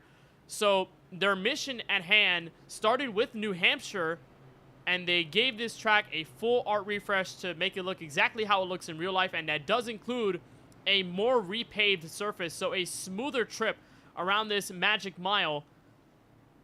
And before, you used to be surrounded by bumps across the speedway, and so the entry into turns 1 and 3 used to be a lot tougher to use on the brakes of these next-gen cars than it is now. But the challenge does persist in the same way of these cars trying to get themselves turned through the low banking of this New Hampshire Motor Speedway. And like you say, Francisco, that phenomenon of them just slipping around, even if you're trying to get around an incident and you hop on the brakes while that wheel is turned all the way to the left. And so we're going to restart inside. 40 laps to go before stage 2 is complete. Last restart, Lawson took the high line, but he sees his teammate Brandon Banks on the bottom end of turn 2, or row number 2, so he will elect to have his teammate help him with Ross Harlow and his teammate, Alex Muscarella, working hand in hand on the outside. Lawson Peel takes them through the restart zone once more, back underway from New Hampshire, but it's not a clear getaway for the 9 car. The 16 is there on the outside. And he gets a good run through the center of the corner. Peel slips up off the bottom. Harlow with a big run off of 2. This is the first time that we see Ross Harlow in a position to retake the lead after losing it midway through stage 1. Peel nabs the apron again, a chance to arc that car through the corner, but the outside lane has been the most prominent, especially in these side-by-side battles. The fight consists. Back to turn 1, lap 89, and Peel not giving up. He clears Harlow, though, into turn 1. We'll see if Harlow tries some kind of crossover right here as Peel has to drift back up off the flat. That'll give the 16 forward momentum as Banks sideways off of 2. But he saves it off the corner. Now there's more trouble. There's smoke all the way in the back. And I think everything is okay for now. No yellow flag out on the speedway. And as Banks loses his track position, and I believe so has Zachary Hall, a near miss. Could have brought us a yellow flag, but we stay green. Watch this view from Zachary Hall, who came mere moments away from rear-ending the 5 on the back straightaway. You see further up, there's Banks, gets sideways, has his moment, and immediately comes into view, and look at that evasive action down into the infield road course. That's through the road course section. It's painted. It's not as bumpy as it used to be, and thankfully Hall is able to stay put. The Newport, North Carolina native is staying in the game, but at the cost of the track position, and the same goes for the Myrtle Beach, South Carolina native, Brendan Banks, who was inside the top 10 and has plummeted all the way to 12th. So trying to get his bearings together as the top 3 pull away. And look who's in the third. Yeah, race high third for Steven Stepien after all the drama and after all the contact that he found himself in, the trouble that he was mired deeply in. He's back in the game from third place and in a familiar spot right behind Ross Harlow's Chevrolet. Yeah, this time for second, not for the race lead, but Steven Stepien has finally gotten himself up in a good enough track position since the incident happened to him earlier in this race to see the focus trying to hit some consistent laps here. He feels that this is the track he has to take the most advantage of. You heard him talking about it. This is one of the tracks that he shows up to, and he tries to put all of his best efforts into winning, into doing his best at. So even though we're only approaching the halfway point in the race in a handful of laps, Kenneth, this is not the last time we've seen Steven Stepien in this race, of course, whether it's by speed or some kind of strategy. The 88 is going to put more effort into just throwing it all out there on this race than any other one. The 36-year-old has a mission to win here at New Hampshire. It's a track that he calls home in the sim and in real life, and it's one that he desperately wants to take in a series that he calls his own. After him and Chris Progar had the idea to revive the spirit of the Sunoco Cup Series and bring this campaign to life, and it's brought phenomenal outings, and in the words of Ross Harlow, the best racing that he's seen in elite capacity with this group of guys ever. And that includes the start of these guys' racing career in the sim together back in 2020. So it's 1, 2, 3, separated by a little in the back, second. Eric Schaefer. And Eric Schaefer's Big in crash. trouble. Oh, and many big others. pile It's up. a parking lot. Alex Muscarella, Brandon Banks, and others tussled in the accident. Oh, boy. And it It's an ugly started one. around that top 5. Schaefer and Muscarella were racing each other for position, and it looks like there might likely was some contact there to set this all up. There you see Schaefer was behind Muscarella as they approached turn 1, and it looks like Schaefer tries to put some pressure onto Muscarella, rides on his bumper, and just gets into the back of the 48. They both spin out, and it blocks the racetrack. And Zachary Rongish with nowhere to go. He cannot catch a break tonight from the Magic Mile. And drivers who had been strong lately involved in this one. Muscarella, of course, in the top 5. Stephen Harlow getting nearly a piece of this. And then Chris Progar getting into it as well at the end of the accident. As Rongish just hit. And then Progar comes sailing in. And it's an ugly accident. Second biggest and probably biggest of the night. And for Eric Schaefer, who's looking to go 2 for 2 on the short tracks in 2025, will go through a detour. Car is heavily damaged on the back end. Him, Muscarella, Kevin Roy, and many others will take pit road. And so that leaves approximately 11 to 12 cars still out there on the speedway as everyone comes in. I think Richard Swabley has finally repaired what's left of his Toyota Camry tonight after facing significant damage early on. And the casualty list continues. And as we've seen tonight, Francisco, no shortage of crashing from the front of the field to the back. You are not safe at these short tracks. And as we've seen tonight, New Hampshire has been ruthless to many. Stepien being one of them inside the top 3. And now a pair of drivers involved in Schaefer and Muscarella fighting for top 10 supremacy. I would say this is classic New Hampshire. I mean, I've never seen a New Hampshire race from the broadcasting perspective that has gone any other way. I don't know about you. Yeah, we've seen a lot of these races be yellow plagued. I think I've seen one very clean race here at New Hampshire, or at least one that did start off a bit sketchy, but ended up being a longer green flag race and a strategy one. So you don't find it often here at these short tracks. I mean, there are a specific roster of them that produce these crash-filled races. You know, you think of Phoenix is one of them, even though we had a wonderful race in Avondale, Arizona earlier this year. Martinsville, which is set to be our all-star race, features crashes probably everywhere you look. You look at tracks like Richmond as well. Bristol sometimes gets its long run, which is strange. You normally would throw Bristol into that, but no, Bristol gets its fair share of long runs. And when we see other short tracks down the lane, we would look at Dover, which for the most part can be a clean race. Gateway may be a little up in the air just based on how rough it is on the sim to drive with these next gen Iowa. cars. You know, Iowa, Bristol is going to be down the line in the schedule, so we'll talk about that potentially later. Green flag restart with about 22 laps to go in the second stage. Harlow with another even restart to the Columbus, Mississippi native, and this time will he have a chance at the crossover out of turn 2. Stepien applying the pressure from the rearview mirror, and he's spinning right in the middle of the field. Warren Kyle Keith and Justin Erb get into him. And the second chance blown. And once again, it's contact with the 78, Kenneth. Steven Stepien not happy at all. And now even more damage to his Droppin Hammah Chevrolet. Looks like that wheel might be a little bit bent. Not by a lot, but it certainly looks like it's a little bit. It's a tough break for a driver who has not been able to find as much success tonight. Despite being very fast early on, it took one incident to send him through the middle of the field, and then got back through strategy, and now has to play catch-up all over again. And once more, it's a situation involving that St. Augustine, Florida native, a bit of contact off turn 2. And it's hard racing, Francisco, between those drivers. What do you make of it?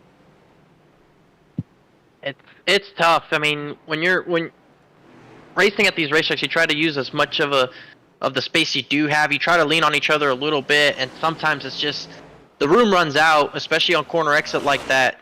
And just a racing deal here, and nothing you could be too upset about on either end of it. But if you're Steven Stepien, that's the second time that you do get into Warren Kyle Keith, and maybe you won't give him a St. Patrick's Day gift. Yeah, it's not sun shining for both of these drivers, and for the first time, Warren Kyle Keith will come in for some significant damage repair. He was obviously in the heart of that. He will take his Toyota out first. Stepien will slap on a set of 4 fresh Goodyear Eagles, so he will alternate on the strategy again. Inside 20 to go in the second stage tonight. And after we saw the near one-lap dash for stage 1, we didn't have that happen, but the caution come out right before. We could very well see the same thing happen again, and Stepien will have to put himself in the same situation, Francisco. But it's not easy when it's hard to pass here in New Hampshire. You have the frequency of yellows that we're seeing now, and with the fact that Stepien had worked his way up to a race-high 8th right before, strategy sort of settled out, and then he moved into 3rd right before this caution comes out.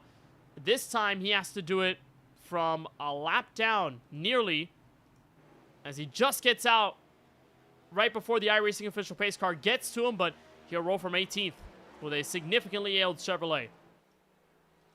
Yeah, once again, the front end is damaged just a little bit, not quite bent in as it was previously. Looks like the right front might have some kind of damage to it.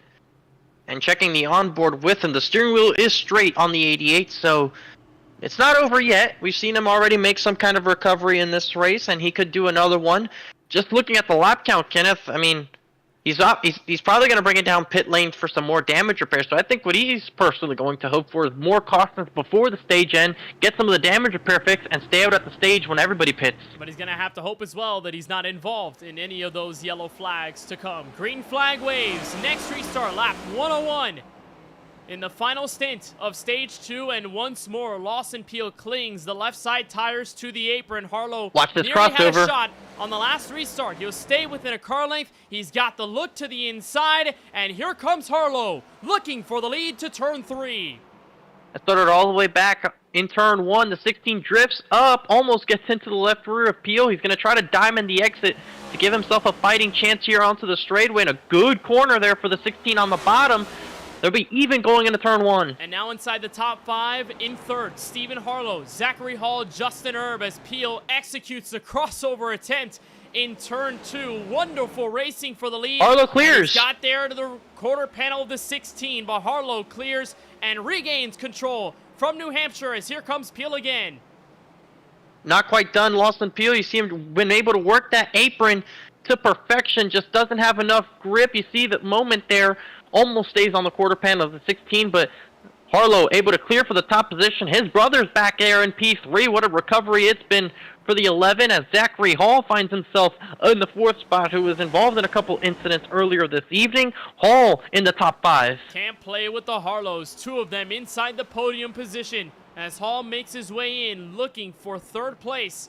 And the TrophySmack.com Toyota, it's the first time we see him inside the top 5 all race long. Remember that near incident that he found himself in off of turn 2 around the same time that Brandon Banks got loose on the back straightaway and lost all the track position? Well, Hall, who is coming off of 2 consecutive second place finishes, will try and get back in this thing as the onboard look from the North Carolinian takes him in the look for third. Oh, Justin Erb with trouble down the back straightaway. He's up against the outside wall off the pace.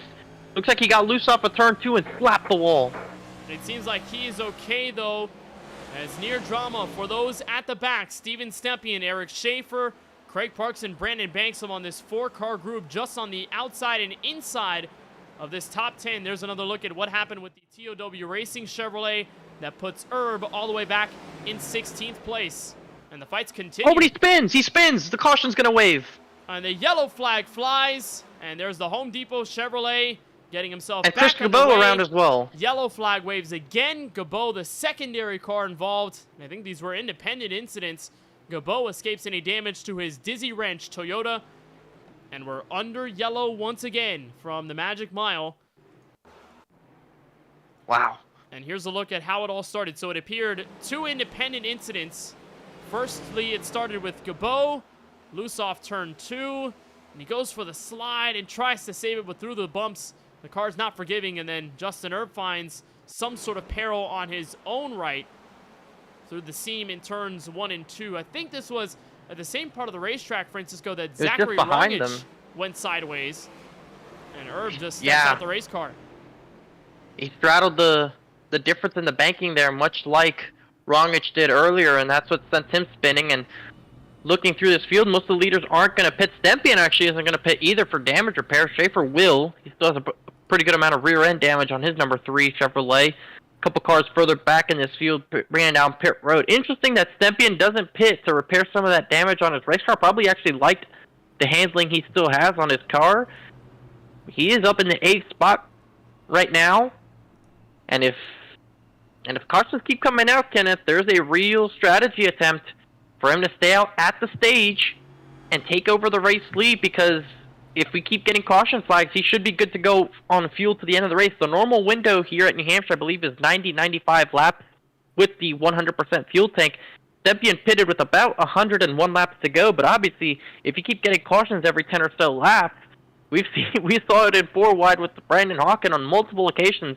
You could save upwards of 10, 20 laps here with the caution flags. That's a good point. And with Stempian's situation, with the night he's had, he probably needs points. He wants points more than anything else, given the circumstances that he's had to face. Here is the 4th place driver, Zachary Hall, who will have a chance to talk to you under this brief yellow flag period. Zachary, you got a copy with us? Yeah, I got you guys. All right, Zach. Well, you're running inside the top 5. Best position we've seen you in through this race. Plenty of yellows as we near the end of stage 2. What do you make of everything behind the wheel? I like how it feels. I've kind of had some run-ins with a few people, and or just people make mistakes, and it's kind of killed all my track position. But I got back up here, and I feel really, really good. So I think if we can get a long run, I think I got something for these guys. Any particular feelings with lanes, because we've seen guys at the apron, guys in the middle, guys at the very top? Is there a specific lane that seems to be more comfortable for you? Like the second lane, that one right off the flat, it just seems to work best for me. I know a lot of guys like the third and the very flat, but I just stick it right in the middle. All right, Zach, we appreciate the time. Best of luck on the next restart. Thanks, guys.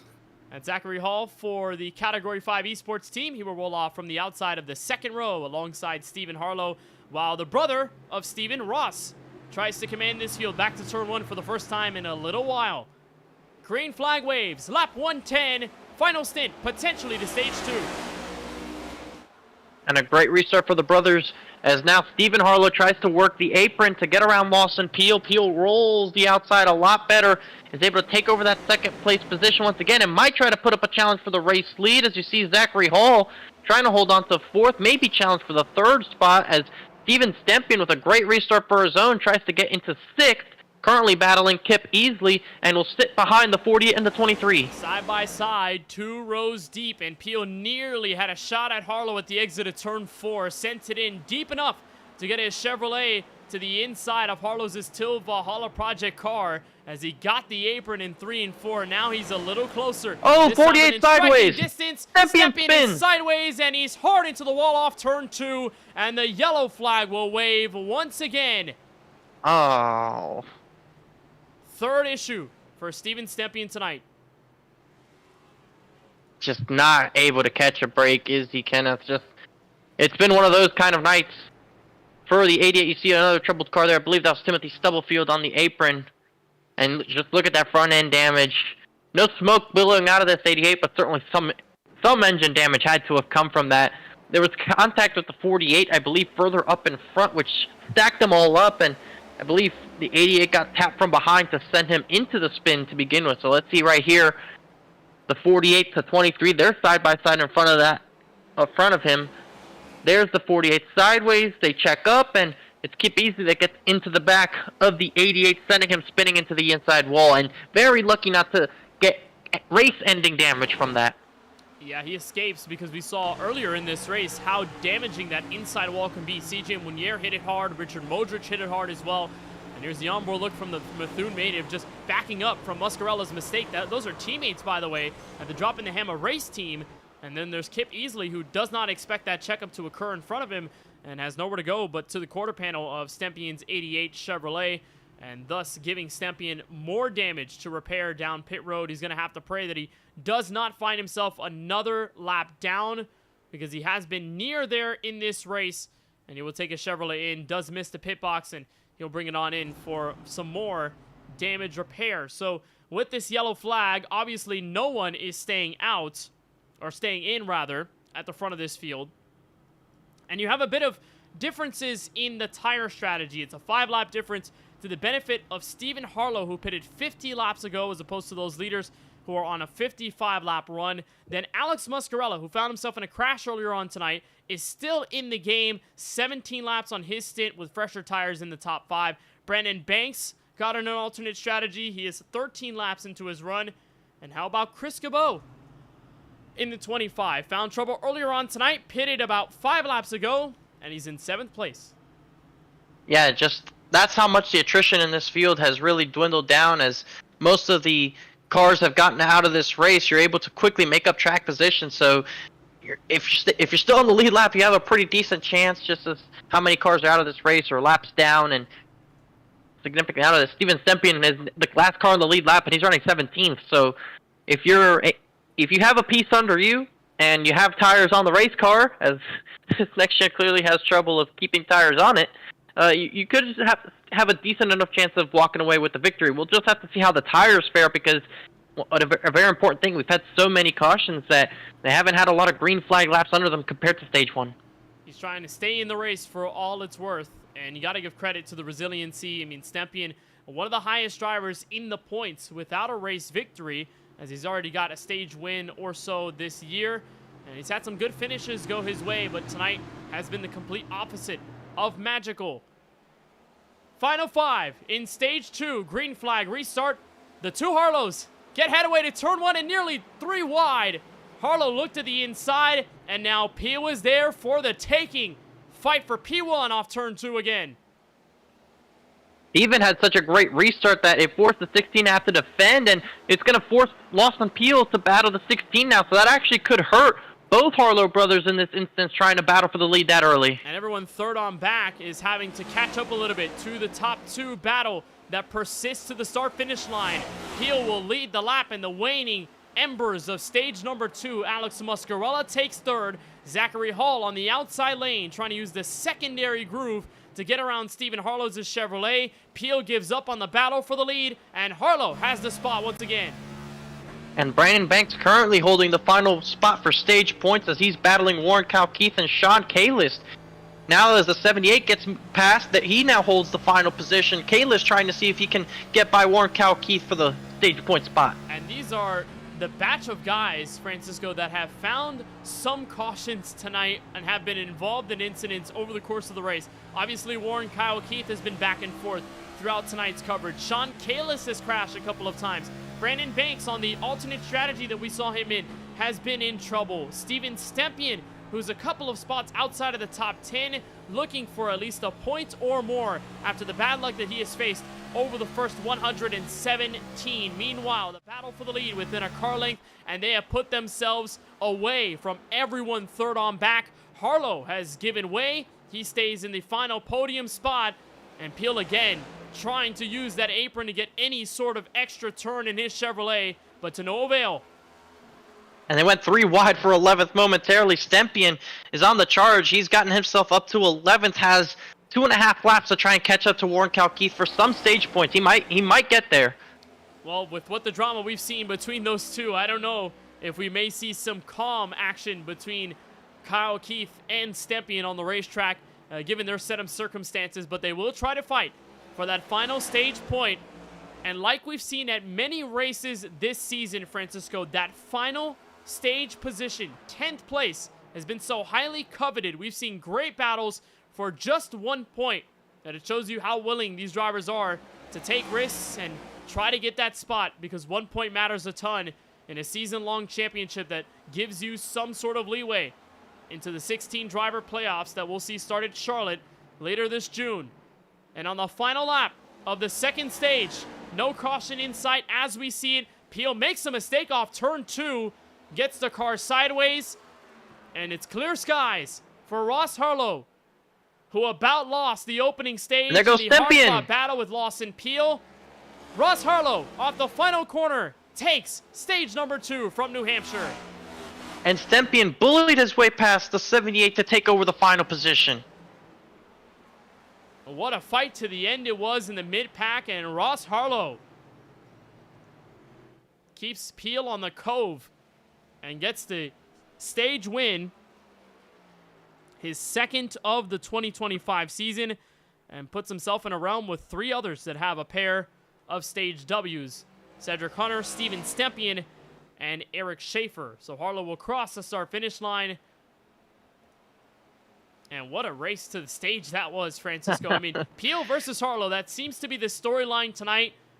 All in different lanes, different ways of driving this track, and they both have been blistering fast. Yeah, those definitely look like the 2 best cars here tonight. Ross Harlow, even after getting passed by Lawson Peel, was able to drive back to him and challenge him. So without a doubt, the 9 and the 16 look like they have the 2 best pieces under them. The 11 looks like he has a great car under him. He was able to recover decently on that last run. Almost threw it away for himself and his brother, trying to go for the lead at the very initial start, almost handing it to Peel.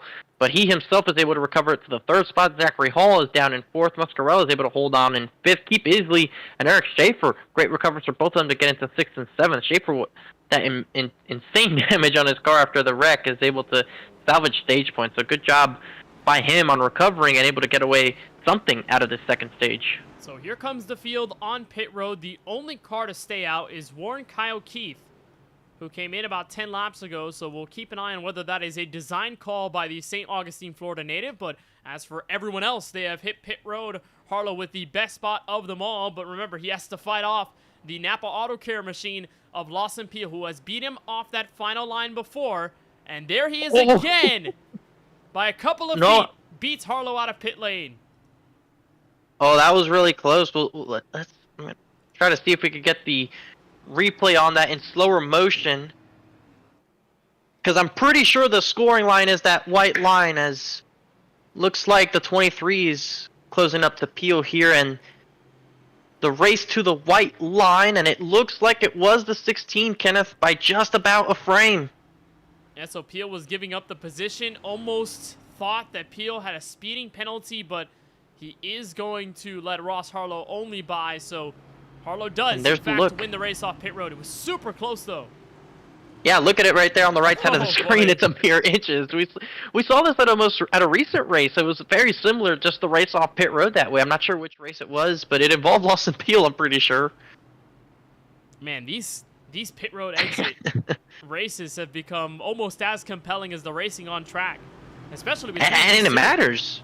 And it matters so much for the clean air, Kenneth. It matters for the race lead. Obviously, Harlow's not going to be the race leader for this restart, but he's not immediately behind the 78 for this launch in case the 78 gets a bad restart in this instance. So he gets the outside, which he's been able to work with on these restarts. If he gets a good enough jump then he can take over the race lead, and that matters so much more being in that position than if you were Lawson Peel in his position. But we'll just have to see. Well, now both of them have to start behind Warren Kyle Keith, who will look to lay down some fireworks.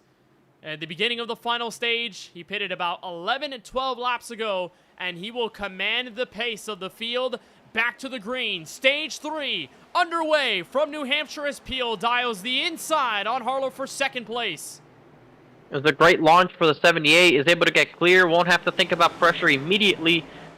But the 16 and the 9 are battling hard for the second place position. Peel not quite giving up going into turn 3, doesn't drive it in too deep as we've seen him do before, but tries to roll that bottom, slides up, almost gets into the 16 off the corner. Harlow had to check up though, so they remain door to door. And on that bottom line, particularly where Peel is on the apron of the racetrack, you're using a lot more of that right front tire, so you have to nurse the car a little more through the apex of the corner and be very patient on the throttle. A lot of times it does take a mistake for that driver on the outside to enable a side-by-side move for the position. And while Harlow checked up a bit out of turn 4, this time he goes way to the skies of the 7 degrees of banking, and Peel most likely will clear at the exit of turn 4. So an alternate position switch for Harlow there, loses him a spot, and now it's Peel's turn to take back control of this lead if he can creep up on the half-a-second car battle to Warren Kyle Keith, who leads this race. That was a bit of a questionable line to take for the 62. We have not seen him run that line all race long. The 78 has done that, but Harlow probably not too familiar with how to run that particular line as well as the 78 has, and it cost him a position, a very important position at that, to Lawson Peel. But we'll see what happens when the 9 gets up to the 78, if he has any struggles battling away for position. Here's the 23 of Zachary Hall just behind that duo, behind that trio really, as they do battle just in front of him. Hall trying to see if he can finish one spot better than second place this time and see if he can finally capture that first career win. Further back, Steven Stempian once again recovering decently up until this point. He is up in P7, slowly creeping up on Stephen Harlow for 6th. And Hall, one of the biggest movers of the night, plus 14 at the drop of the green flag, and Peel is loose off turn 4. He saves it, but at the cost of all the track position. And now Ross Harlow takes the seat on the throne for second place. Warren Kyle Keith was playing a little more defense as the fresh tire pack caught up, and now here's Harlow. Look on the inside for the lead. Heel got aggressive on the throttle, trying to get under the 78 and lit up the rear tires. That's what sent him sideways. Watch it here. And while Harlow has found himself in the mistake of understeering the car to the outside wall, Peel finds himself in the mistake of oversteering the race car at the bottom end of the speedway. And you saw the revs get kicked up there, and that's a byproduct of just spinning those tires up, trying to be eager on the throttle to just turn under him, get to the inside, and get the lead as soon as possible. But that, unfortunately, is going to cost him. It's a rare mistake to see from Lawson Peel, really, but fortunately for him, he's able to hang on into P7. He's now behind Stempian and Harlow as Stempian tries to work the outside lane to get up into the top 5 again. Stempian is a man on a mission as he goes side by side with Harlow entering turn 1. There's Zachary Hall up the road, getting a look underneath the Florida native of Warren Kyle Keith. But Stempian, who has been seemingly through it all tonight, is not giving up in the slightest. How about Tip Easley in 4th, Kenneth? A great run for the BetMGM Chevy Camaro in the colors of Kyle Busch, as Easley has found some spotlight performances in his 2025 DTH Cup Series campaign. And for Easley, the Missouri native, trying to slide up into the top 3 for the first time tonight. And there's his teammate Lawson Peel trying to pick up all of the crumbs he left on the plate as he picks up a spot on Harlow, and now looking forward to Stempian. Stempian looks to make a move on Easley for 4th, and he's going to get it.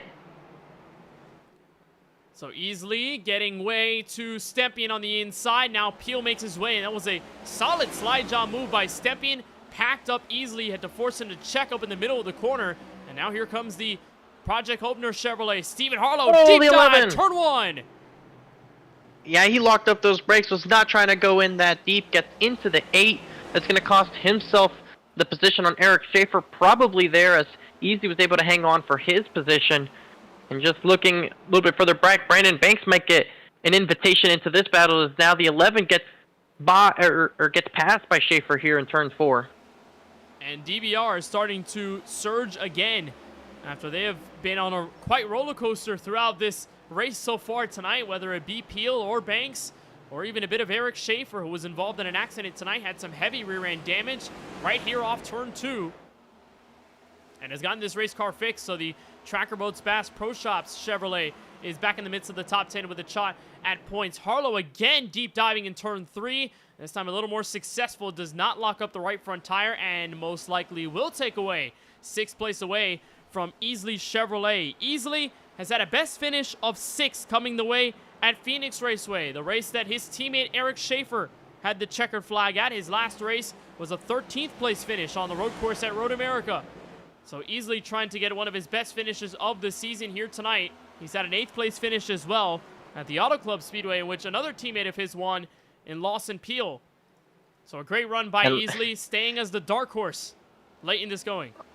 And look who's battling for 3rd. It's the two that have not been able to get away from each other, Stempian and Warren Keith. Stempian has been giving the 78 very little room, goes in way too deep though. Now is on the outside of Warren Keith as they work their way off of turn 2. Stempian sideways. Oh, but he saves it, and he keeps the Chevrolet intact. So the battle with Keith will wait for a little while as Peel dives it in for 3rd place, and he's got it. And more contact. And he's wheeling that thing. He is not done as Peel drove it in so deep. He washed up way up to the outside, but because of the contact the 88 and 78 made, it allowed Peel to recover from his mistake and able to take away 3rd. So Peel, after getting loose, trying to pass the 78 earlier, already back up into P3. 2 seconds off the race leader, though, as Ross Harlow is able to keep about half a second between himself and the 23 of Zachary Hall. But the battle inside the top 5 is where it's at right now. And don't look now, Stephen Harlow steps back into the 5th spot after getting around Stempian, struggling in that contact with Warren Keith off turn 4 about a lap ago. And Harlow diving it in again. He's been the master at trying to get all of the brakes used in on this next-gen Chevrolet. And it has worked in some cases, hasn't worked in others. But Harlow playing that trial and error, and it's working to his benefit now. He'll slide to the inside, another send into turn 3. Can he beat the SKM Cars Toyota to the exit of the final corner? Answer will be no. And Harlow, who has had a rather successful season, 3 top 10s to his tally, his most recent a 6th place finish on the mile and a half at Chicagoland, but then crashed out 19th place at Road America and hip checks. Here comes Warren Keith and Stempian 3 wide. He gets Harlow loose, so that's going to give the 78 the position once again. Stempian on his aggressive arc right now in this 3rd stage. You know, when you go through as much as Stempian has over this race, at this point, there is no leeway you're going to give any driver in this field, specifically 04 name up in P4. I get that. I 100% understand Steven Stempian's frustrations where he's at right now as they're going by the lap car of James Kunkel, who's there just in front of them on the outside. And Lawson Peel on that previous lap, Kenneth, on the previous lap before the last one, was running a couple tenths quicker than your top runners, particularly Zachary Hall in 2nd, who's fallen off Ross Harlow. He's about 8 tenths behind your race leader, as they're 3 wide with James Kunkel, the lap car, up ahead. Stempian once again trying to take over the top 5 spot away from Stephen Harlow in the 11, but Lawson Peel slowly catching up to 2nd place runner Zachary Hall. Yeah, the 2nd and 3rd place cars have meandered quite a bit as Stempian fights a loose condition there in turn 2. But Peel is a tad faster. He was 2 tenths better than Hall the last time by, and so these 3 may start to conjure up some sort of a cluster for the top spot in this race. And remember, at least 1 stop is needed to get to the end, usually in stage 3. But here in New Hampshire, a bit of special circumstances. The only thing are the tires. That is the biggest point of conversation. If they want to stay afloat, you got to take care of these Goodyear Eagles. And as long as this race stays green, it's going to be a disciplined challenge of trying to stay up front while staying as fast as possible. And there's the gap from Hall to the race leader, 6 tenths. I don't think we're seeing the top 5 come back down pit road at any point in this race, Kenneth, no matter how long of a run we get. Well, if you see a late race restart, you'll probably see pit road at that point. I don't think so. I mean, we've seen cautions breeding cautions. In this race, the track position has mattered so much. I think there's its fair share of drivers that will stay out if we get a late enough caution. It just depends on what lap it comes out on, how many green flag laps they have on these tires. If it continues the way it is right now and we get the caution inside of 10 laps to go, certainly a handful of guys are going to stay out for the track position. It's mattered too much today. Well, here's the reignited battle for fourth. Stephen Harlow on the inside of Warren, Kyle Keith. And look how much Harlow was having to saw at the wheel just to keep this one straight. In the middle of the corner, caught the seam there at the bottom end of that banking. And when we were talking to Zachary Hall, he said he likes that secondary groove just because it's the last bit of banking you feel in the race car right before you get to the very flat, basically 0 degrees of banking at the bottom end of this speedway. And that's what makes New Hampshire so unique and made it unique when it opened back in 1990 for NASCAR Cup Series racing that same year in the summer. This track doesn't have a lot of banking, and it's not afraid to show you the different lines that it has, even if it doesn't give you much of a G-force to work with in the corners, Francisco. I mean, this track, very unique, very hard to drive, but pretty fun when you get it right. Certainly, I guess. I wouldn't know that. I don't have fun driving here, but if you can bring up the camera of Harlow once again, Kenneth, I noticed something interesting there so our viewers can see his in-car. Watch him as he goes into the corner here. Look how he leans towards his left side here. Drivers sometimes have a thing that they do in corners that kind of help them go through the corner, or just they feel better about their overall race progression if they do that. You see Harlow, he likes to lean towards his left side. He tilts his head towards the left there to keep a level head, level to where the banking is. So whenever his car enters the banking, he leans his head towards the banking instead of keeping it as it is right now on the straightaway. And I find that interesting. I'm not sure exactly what it is that I do. I think I kind of offset myself. I've never really noticed something, but I'm pretty sure you've seen drivers that tend to do things very similar or slightly different to that when they go into corners. Well, I've seen it because I know myself, and I've seen myself do it, and I've noticed myself doing it while being in the sim, while driving into the corners. It's sort of that muscle memory feeling of I'm going into a banked corner, I'm going to feel the forces ideologically, and obviously you don't, but it's that phenomenon of I'm going to look ahead left into the corner because I'm turning that direction. And it's a little quirk that sim racers do on the sim, and you can attribute the VR drivers that use those particular setups that they would have a better opportunity to do that kind of movement, because more often than not they are actually looking into the corner because of their VR setups. But for those who run a single monitor or even a bit of a triple monitor setup, that leaning into the corner effect is a sim racer thing, and it's sort of a instinct as a virtual race car driver. So it's cool to see Harlow lean into the corners like that. Almost reminds me of the old setup that Daniel Falkingham, Coke Series driver, used to have, where he would lean into the corners naturally, but he also had his monitor literally to his left. He had one monitor to his left side of the rig, and his rig was sort of angled to the right, so he was forced to look left just to see where he was going on the racetrack, and he would also lean into the corners, which is just a little funny story. But just an instinct, Francisco, that the sim racers have across the service of leaning into the corners, try to get yourself into the same movement as the race car. I think what we'll do, Kenneth, is when we go to Homestead Miami Speedway next week, we'll record each other when we do the iRacing laps just to see what each one of us do. How about that? Yeah, I think we'll do that, and we'll try to air it the next week on March 30th when we have our race at the Talladega Super Speedway. As here's the fight for the lead. Closing in, 0.4 of a second is Zachary Hall in the background. And over the last several laps, Peel has bled off time. His last one to 31.4. Meanwhile, Harlow set a 31.1. Hall a bit slower to 31.3, but this is the closest that anyone's been to Harlow since one of the last restarts of this race. And this time, it's the guy who's been a little accustomed to finishing runner-up in these races as of late in Zachary Hall. And Lawson Peel made a mistake on this lap because he's now 4 seconds behind. I believe he got loose off of turn 2, and yes, he did. So here's a look at it from Peel, who migrated higher up the racetrack, and right at the seam, car stepped out, and he was able to save it right before he got to the painted blue and white line at the bottom of the back straightaway, but in turn cost him that bit of time that may lose him either some track position in fourth, or will lose him out on the fight for the lead as we continue green flag racing inside 50 laps to go. And like we've seen the two different conditions via display, Francisco, from Harlow's understeery conditions earlier on that lost them the lead, and Lawson Peel stepping out. Hall in the middle of this has been one of the calmer cars on the racetrack, and told us in that little interview under yellow that he likes the way this car feels. Maybe a threat in this final stint. Well, knocking on my wooden desk right now, this is the longest green flag run we've seen all race today. So this is the first true chance we're seeing at who's good on the long runs, who can save their tires. Lawson Peel right now, shockingly, struggling on the long run. He is right now just pretty loose all around the racetrack, and he's getting caught up by Stephen Harlow progressively as the laps continue to tick.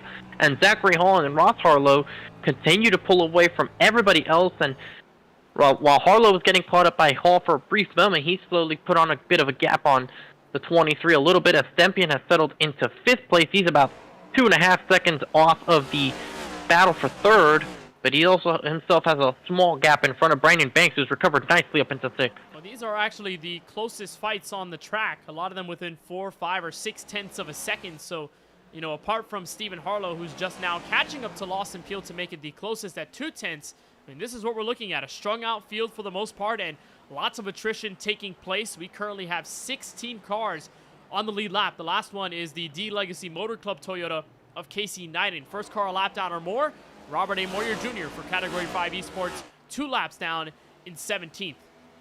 And there's a handful of cars just in front of your leader, one of them being Casey Knighton and Sean Kalis.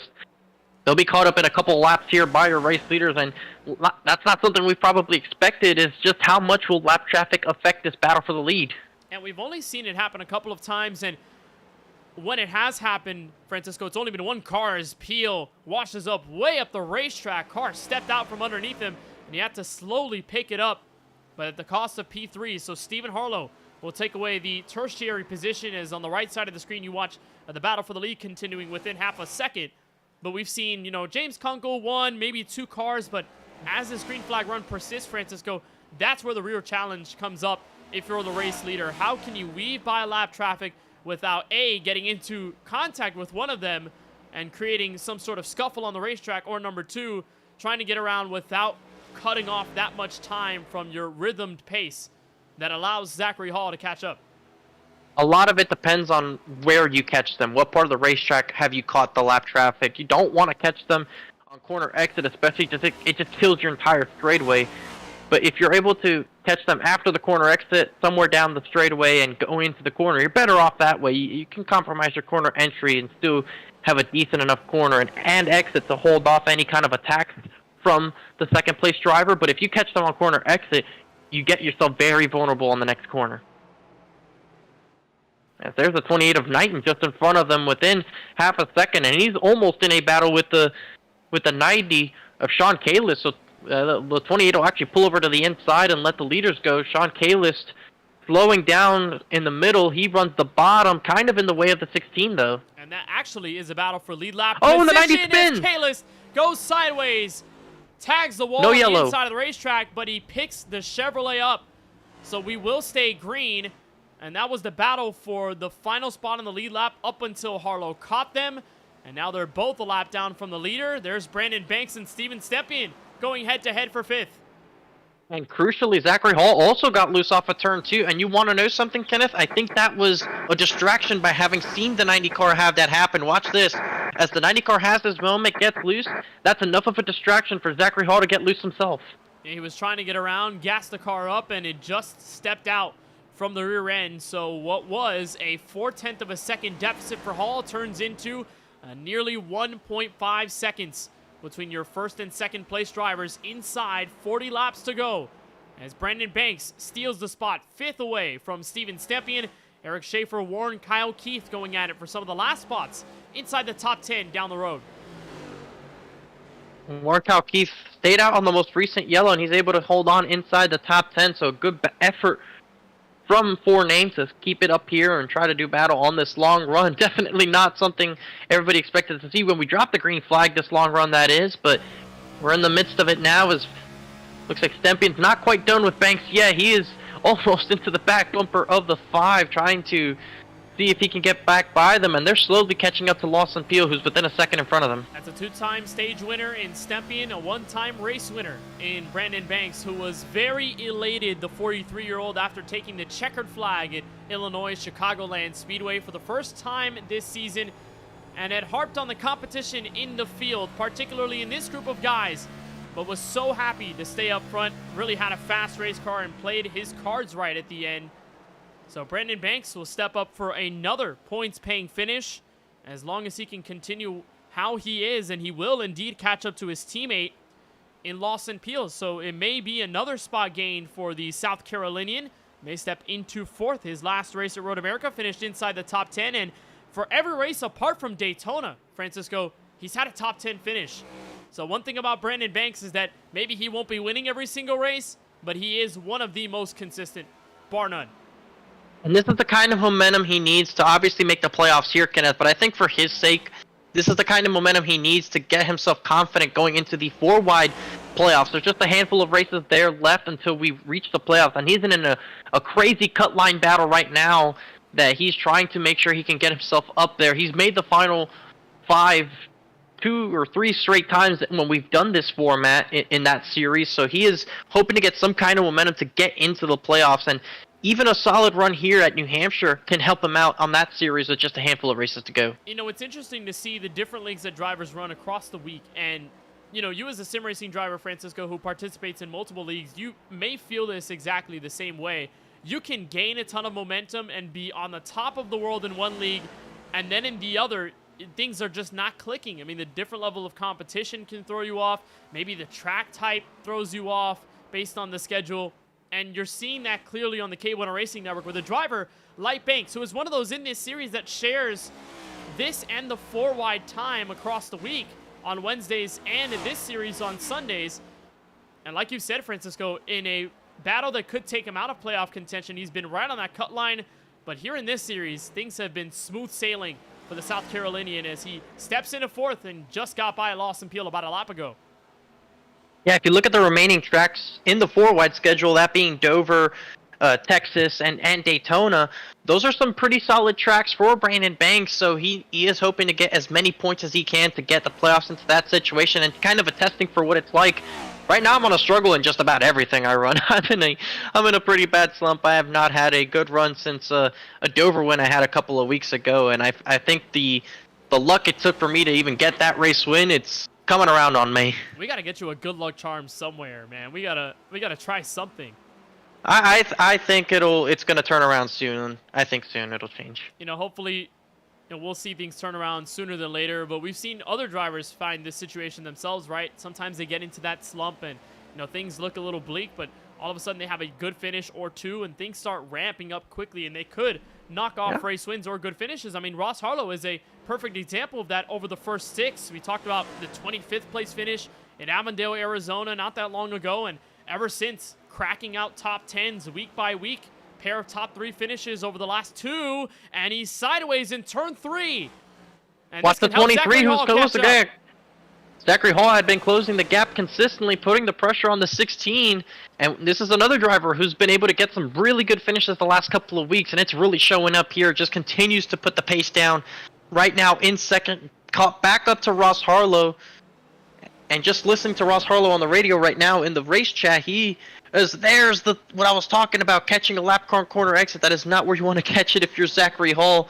We'll get by Craig Parks, but race leader Ross Harlow was talking about the dirty air there. I was just hearing him go over it. The dirty air can be very problematic, especially on these old tires. It can severely change the handling of the race car at a moment's instance, and with 31 laps to go on our longest green flag run, Kenneth, there's still a lot that can happen. And when Parks was in the pathway of Ross Harlow's Chevrolet, I mean, they had been running the exact same lane, a little bit up that second groove, and that's exactly where Harlow caught the dirty air from the 17 car of Craig Parks, and as soon as he got some of that clean air, the air just got up away from him, and the car stepped out in the middle of the corner. A rare mistake for Harlow all night long, as he's been the fastest car over this run and this stretch. Inside 30 laps to go, Zachary Hall is back within 0.6 of a second. But Francisco, does he have the raw pace to catch up, do you think, or does he need a bit of luck from the lap traffic? I think the biggest one to look out for is the 11. The last couple laps, he's been running consistently multiple tenths quicker than both of your top 2 drivers. So if he's able to keep this up, he could get there before the checkered flag waves. He's about 3.7 seconds off the lead. Don't count out Stephen Harlow. He's got a breath of life in him, but he has 31, now 30, and then 29 laps left just to make some magic happen But if he's not able to and he stays in the top 3, this would be his best finish of the season after knocking off a 6th place finish earlier on in the campaign. Here's the battle between teammates. This is for 5th place. The Cobalt Chevrolet of Alex Muscarella to the inside of Stempien. And it's a clear-cut pass, and Stempien is sideways. And he's into the inside, the outside wall. And there's a crucial yellow flag with 28 laps to go. That is not what your 2 leaders wanted to see, Kenneth, because they were in their own battle. They had to worry about absolutely nobody else. They were 9 seconds clear of 4th place. This is going to throw a wrench into all that, and it looks like Steven Stempien loosed the entire way and overcorrected it and then gassed it up. So he's losing it, had it saved, and then lost it again. And Steven Stempien's nightmare continues from New Hampshire. As now what do you do?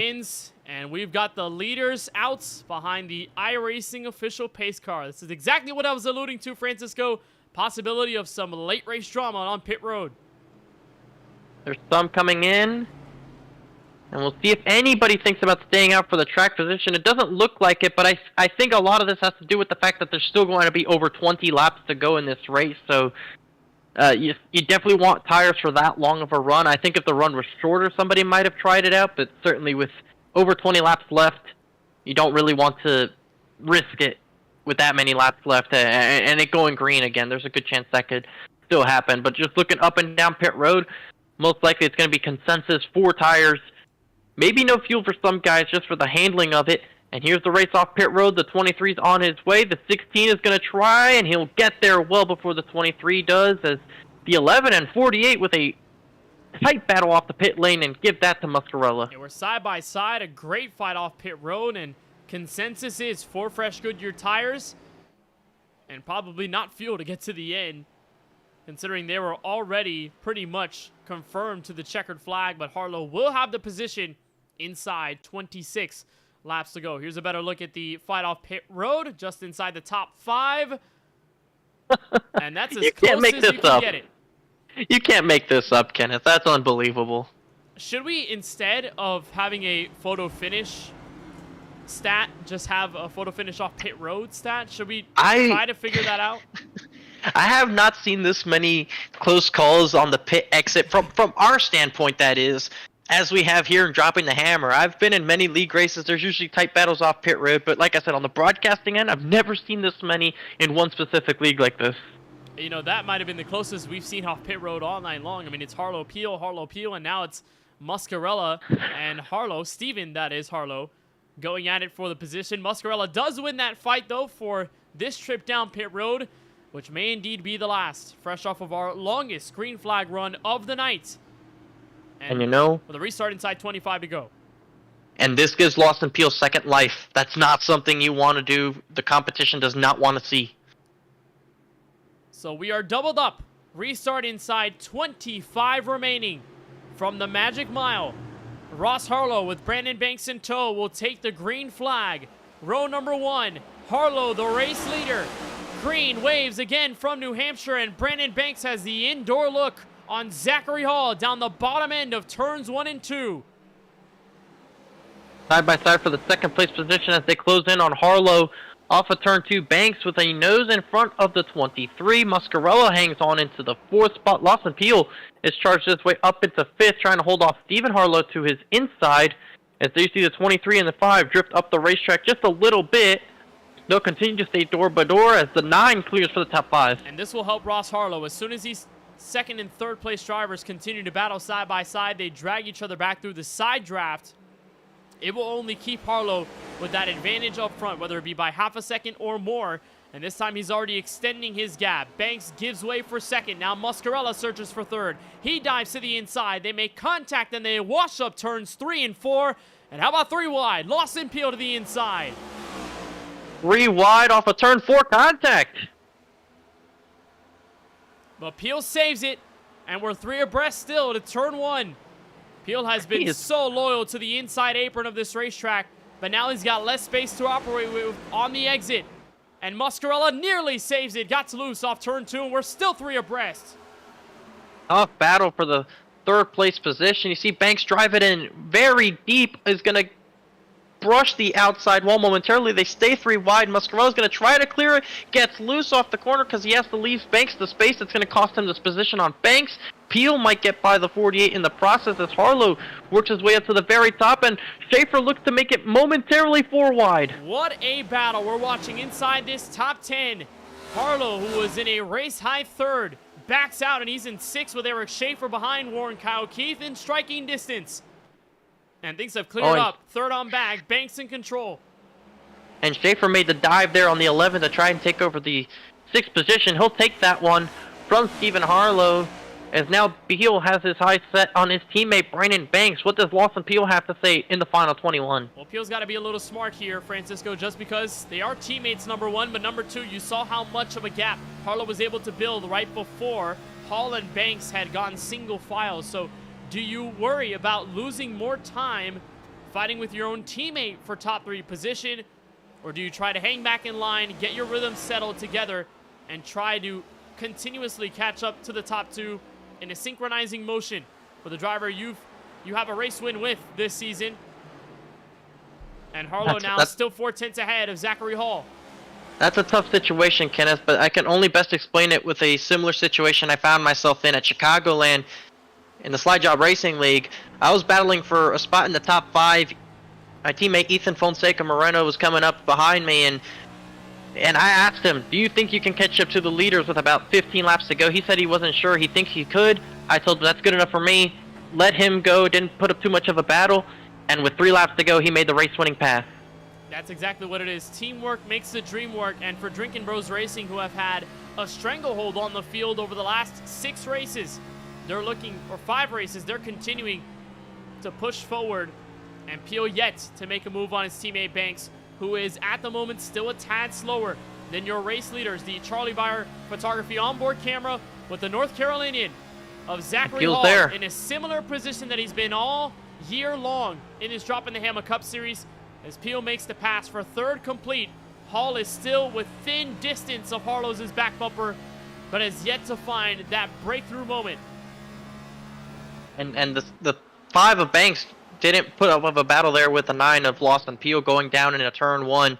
Just kind of gave way, was not going to battle the 9 too much, basically making that same kind of business decision we were just talking about. Just, you're the faster car, as the caution flag is going to wave. Looks like trouble in the back for Eric Schaefer. And Drinkin' Bros Racing will bring out the yellow. Eric Schaefer, for the 2nd time involved in a caution flag, and right off of those USA Today signs on the inside wall of the front straightaway. Schaefer goes for the spill, and the yellow flag is out once again from Loudon, New Hampshire. We'll take a better look at it and see what transpired with the Hampton, Virginia natives car in this fight with Stephen Harlow just inside of the top 5. And I think Francisco Leto just step out from under him right there. Yeah, and he gets sideways, tries to lock it down, but obviously the 11 can't do anything different there. On corner exit, just finishes him off. And there's a look at the situation on the right side of your screen with Harlow. Schaefer right in front, nowhere for Harlow to go. Slight tap of the rear bumper, and that is all she wrote for this slight incident inside 15 to go. So this is a crucial yellow too, because we had that last caution fly with Steven Stempien with about 28 laps left, and everyone came down pit road. This time, it seems to be a little more cut. No one's going to come in unless, you know, they just want the upper end on tires. I mean, Harlow and a couple others are trying to get some in to pit road. Muscarella and Keith will try the gamble, but we probably won't see the majority of the top 5 enter pit road here. However, with this yellow, it could produce, Francisco, what we usually see at these short tracks, tons of cautions in the heave of desperation, trying to get either the race lead or some good points at the finale of this race. As you were saying that, my phone started ringing. It's overtime calling. It's in the presence. It's starting to get that kind of feel to it. We're getting to that stage in the race, but also you have to remember, Kenneth, there's only 13 cars, 14 now as the 90 got the free pass, 14 cars on the lead lap, and about half of them were the ones that made their way down in a pit road.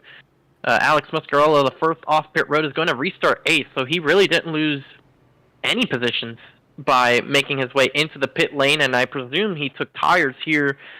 It's not too many more green flag laps on his tires, but to help him in his race and whatever he's trying to accomplish. It could help him, but it's just going to take a lot more than just brand new tires to give him and really anybody else a fighter's chance at this race win. It's just been the 16 and the 9 all race long, but I wouldn't count out the 23 of Zachary Hall. He needs a good restart and some kind of forward momentum to the 16 to try and mount that challenge, but I wouldn't put it just beyond us. This is definitely more than just a 3-horse race, but the 3 best are running 1, 2, 3. And like we've seen earlier tonight, Francisco, it only takes a decent restart to get right there with the competition in front and make a move in turns 1 and 2. I mean, we've seen 2, nearly 3 wide, and battles for the lead ensue just because you get a decent jump on the race leader. You react in enough time to get either right on their corner panel or, best case scenario, right alongside of them evenly to the stripe. And while Harlow has been the control car for most of this race, and there have been moments where he's been caught out a little bit, particularly by Peel, who's now on the inside of row 2, flanked by his teammate Brandon Banks, as Zachary Hall tries to evade another runner-up finish in search of his first career Droppin the Hammah Cup Series victory. Will this be the last yellow we see? Inside 14 to go. Who knows? Green flag from New Hampshire. A great restart by Peel. He's going to look to the inside. And this is the strike I was talking about. Peel down low, Hall gives way, and the Columbus, Mississippi native is there to charge. Does Harlow make a mistake off turn 2? He stays put, and Zachary Hall gives him the well enough push to keep him clear as the battle for second rages on to turn 3. What a move there by Lawson Peel on the restart, trying to get to the inside of Ross Harlow, but now Stephen Harlow finds himself up into 4th as Kip easily battles Brandon Banks for 5th. And if you're the race leader, that secondary spot, 3rd place inside row 2, is such a dangerous position because that car can sense when the leader is coming by through the restart zone a bit easier than that outside car in the front row would. And for Peel, he gave it a shot. Inside 3 wide look, did not work. And now he's got to hit the reset button and try again. Meanwhile, it is pandemonium here in the midst of this top 10. Muscarella and Keith, who spent time on pit road through this last yellow, are making it count. Again, slightly brighter tires than everybody else in front of them, and now they've found themselves up into 6th and 7th, so they're looking to try and walk away with some kind of a top 10 finish here as Zachary Hall finds himself really close to the back end of Ross Harlow's car as they're approaching 10 laps to go.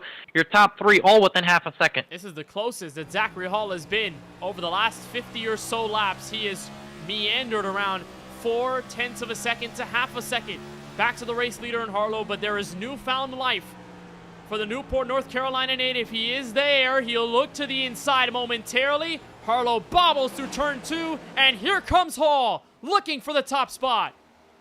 Tried to capture the side draft, but got too loose to be able to carry it down the whole straightaway, so he's going to lose a little bit of time, has to regroup, and now Lawson Peel's right there to put some pressure on him. And it's 1, 2, 3.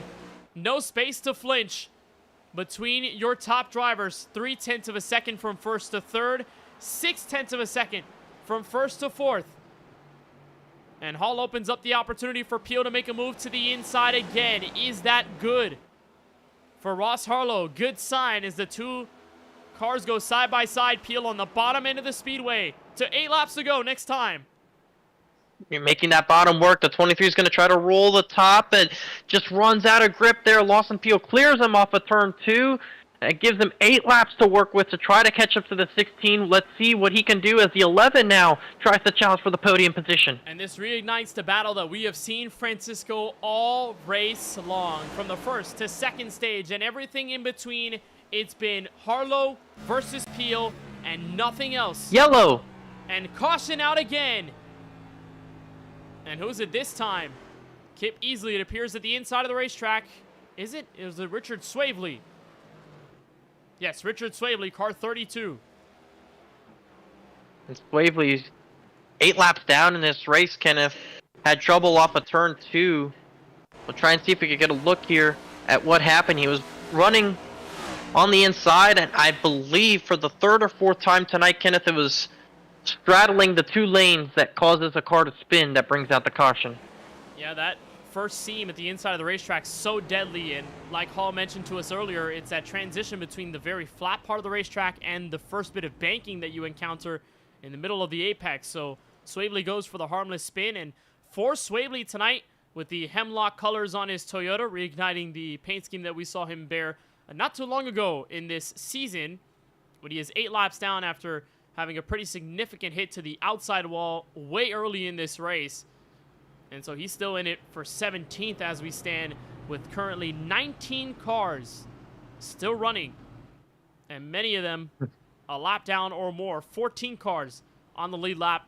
With this restart, that may encounter 4 laps to go or less. And should we get into that situation where the phone is still ringing and they're not giving up on this call, Francisco, for overtime, it will be the 3rd time that we extend the scheduled distance of these races. The first one at Las Vegas, second at Chicagoland. It could also end without the overtime. I got 2 phones ringing over here. Well, what's the second phone saying? We go green after this one. The other one is saying overtime. Well, which one? Kevin would you be Gates more needs to help me inclined out here. Which one would you be more inclined? Wow, Kevin Gates reference. Which one would you be more inclined to pick up right now? If I'm the 16, I want to pick up the one that says no overtime, get a good enough restart, not have to worry about the overtime. If I'm anybody else, I'm hoping for the chaos. It gives me a better chance to win, and I've been on both ends of it. Never fun to be on the losing side of it, obviously, but for Ross Harlow, race leader, he's hoping to keep the race lead, get a good enough launch, and hope that Lawson Peel has to battle the 23, if that's going to make his life easier.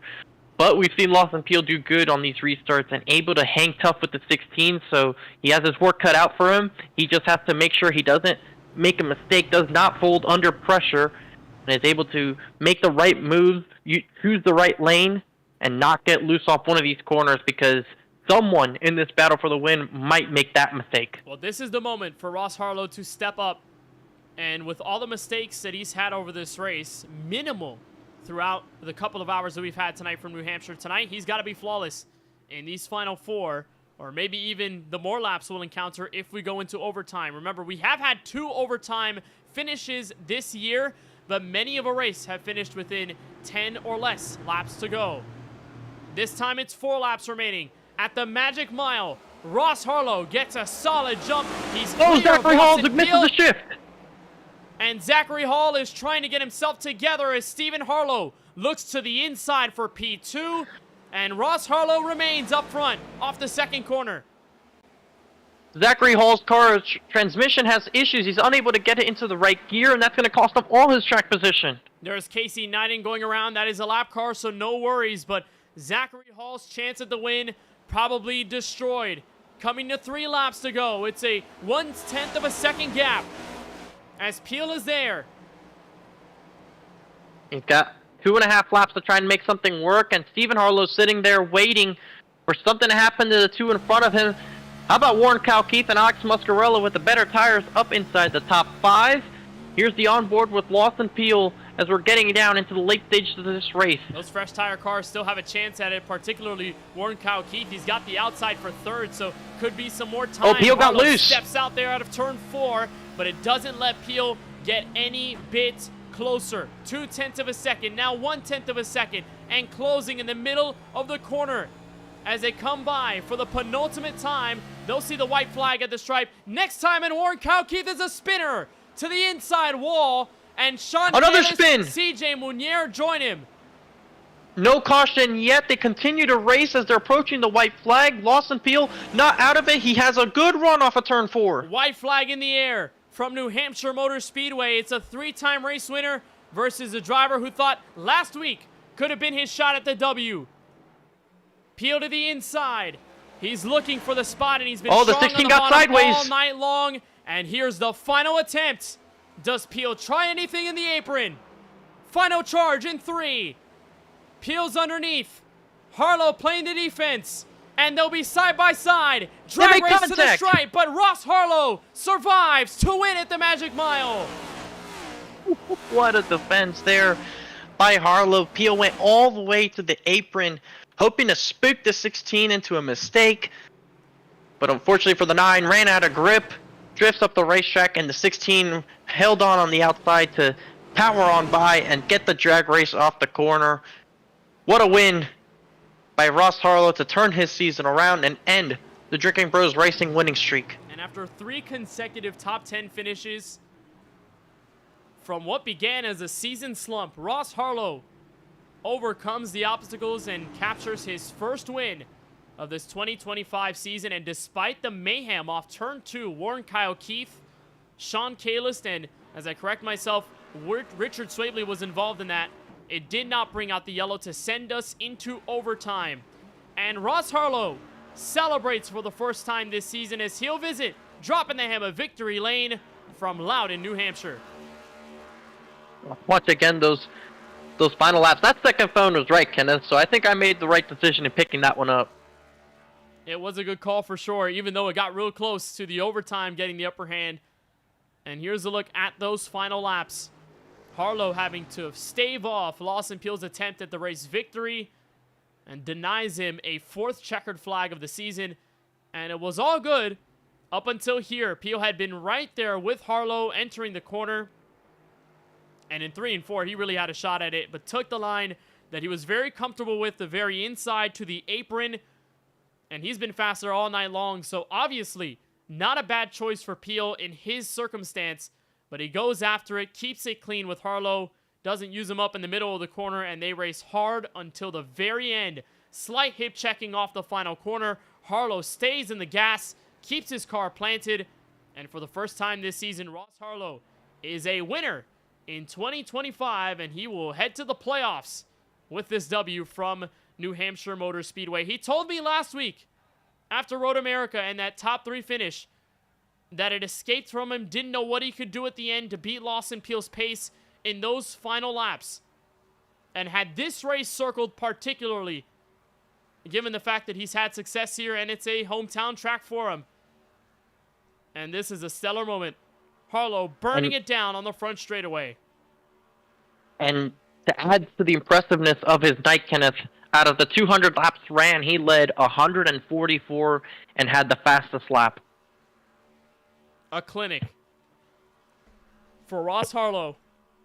And the smoke comes out from the back end of his Chevrolet. He continues his celebration. First win of this 2025 season. Let's get a look at the unofficial results from Loudon, New Hampshire. After 200 laps, we do not extend this race to a 3rd overtime in 2025. Harlow the winner over Lawson Peel, gave it best shot at the end and gets his 2nd runner-up finish of the year. Stephen Harlow gets his best finish of the season in 3rd place. We'll talk to all 3 of them before we wrap up our coverage tonight on the KBueno Racing Network. Eric Schaefer, strong at the end despite being in a roller coaster of a race. 4th place it is for him. Alex Muscarella captures the last spot in the top 5 in the fresh tire call that gets him some good track position at the end. Brandon Banks captures 6th place. Kip Easley with a 7th place outing. Chris Progar, how about the 7 car with everything he had to deal with? Kept his resiliency in 8th. It'll be for him. Zachary Hall missed a shift on one of those final restarts, his 9th. And Daytona winner Timothy Stubblefield captures the top 10. The 11 will go to the 17 of Craig Parks with Casey Knighton in the number 28 in P12. Chris Cabot in the 25 in 13th. Warren Kyle Keith, who had a shot at the top 5 finish, got involved in a wreck there with 2 laps to go, will finish in 14th. Final car on the lead lap. Sean Kalis in the 90 will finish in 15th with Robert A. Moyer Jr. in 16th. Richard Swabley will finish in 17th. Justin Erb will finish in 18th. James Kunkel in the 42 will finish in 19th, and hometown hero Steven Stempien was not the night that he was looking to have. He'll finish in 20th, 27 laps down. Yeah, struggled a lot for him. Kevin Roy back in 21st. Zachary Rongich crashed out earlier, 22nd for him. Richard Modric had crashed as well, 23rd. CJ Munier, 24th. Cedric Hunter in 25th, and Jason Hastings made only 9 laps on the speedway. And before calling it quits, he is the final car in our 26 car field from the virtual New Hampshire Motor Speedway. And now we have a chance to talk with Ross Harlow, who is our Droppin' the Hammah victory lane occupant tonight from the Magic Mile. And there's got to be pixie dust somewhere, Ross, over the last several weeks, because you had a bit of a slump to begin, and all of a sudden it has turned into consistent finishes, 3rd place finishes a couple weeks in a row. Last week on the podium, tonight a race W in dominating fashion. How does that sound?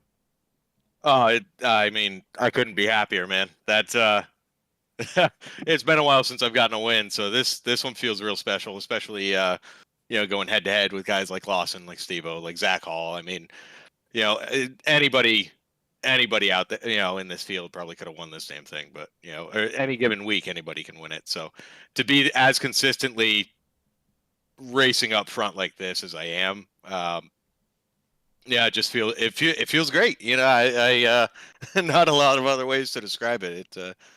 Especially going up against somebody like Lawson and being able to beat him every now and again. That's a real special feeling right there. It was you versus Lawson, it felt like, for most of this race, and the strategy kind of kicked in as well, but for the most part, you guys were good on fuel, and it just went down to how this car felt on this refreshed speedway, especially in traffic and on old tires. What did you learn, particularly in those longer runs, and what did you feel work out for you best that helped shape up that final restart to the finish?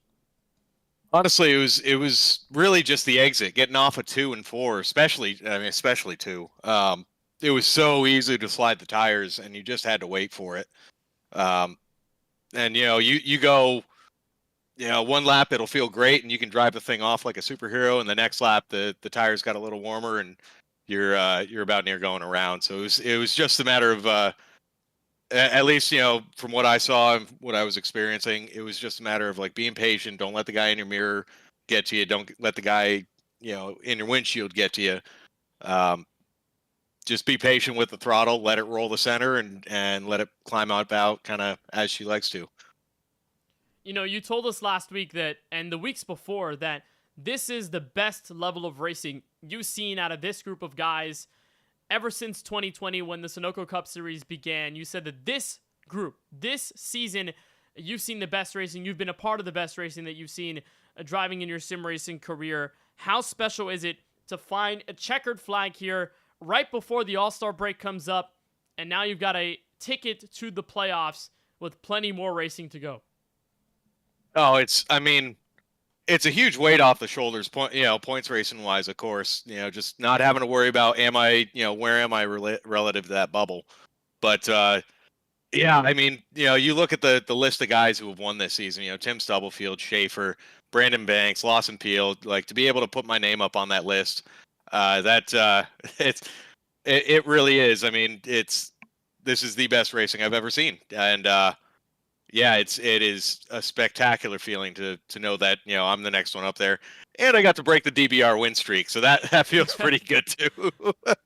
I'm sure that does feel good. I think everyone at this point was hunting towards breaking that streak that DBR had for the last several weeks. But you're locked in now as you guys head into the All-Star break at Martinsville. I'm sure the elation is very, very overwhelming in this win from the Magic Mile, a track that you had circled for the past several weeks heading into this one. Before we let you go on the celebrations tonight, Ross, anybody in particular you want to thank or give a shout out to for tonight? Oh, I got a list, brother. So, of course, Till Valhalla Project, my number one sponsor. I love those guys, Corey and all them over there. Absolutely spectacular company. G&G's Gift, Millie Mermaid's Trove, Droppin' the Hammah podcast. All of my teammates, of course, love those guys. If it wasn't for them, we wouldn't be able to perform this consistently well. It really comes down to all of us chipping in. All you guys up in the booth, you put on.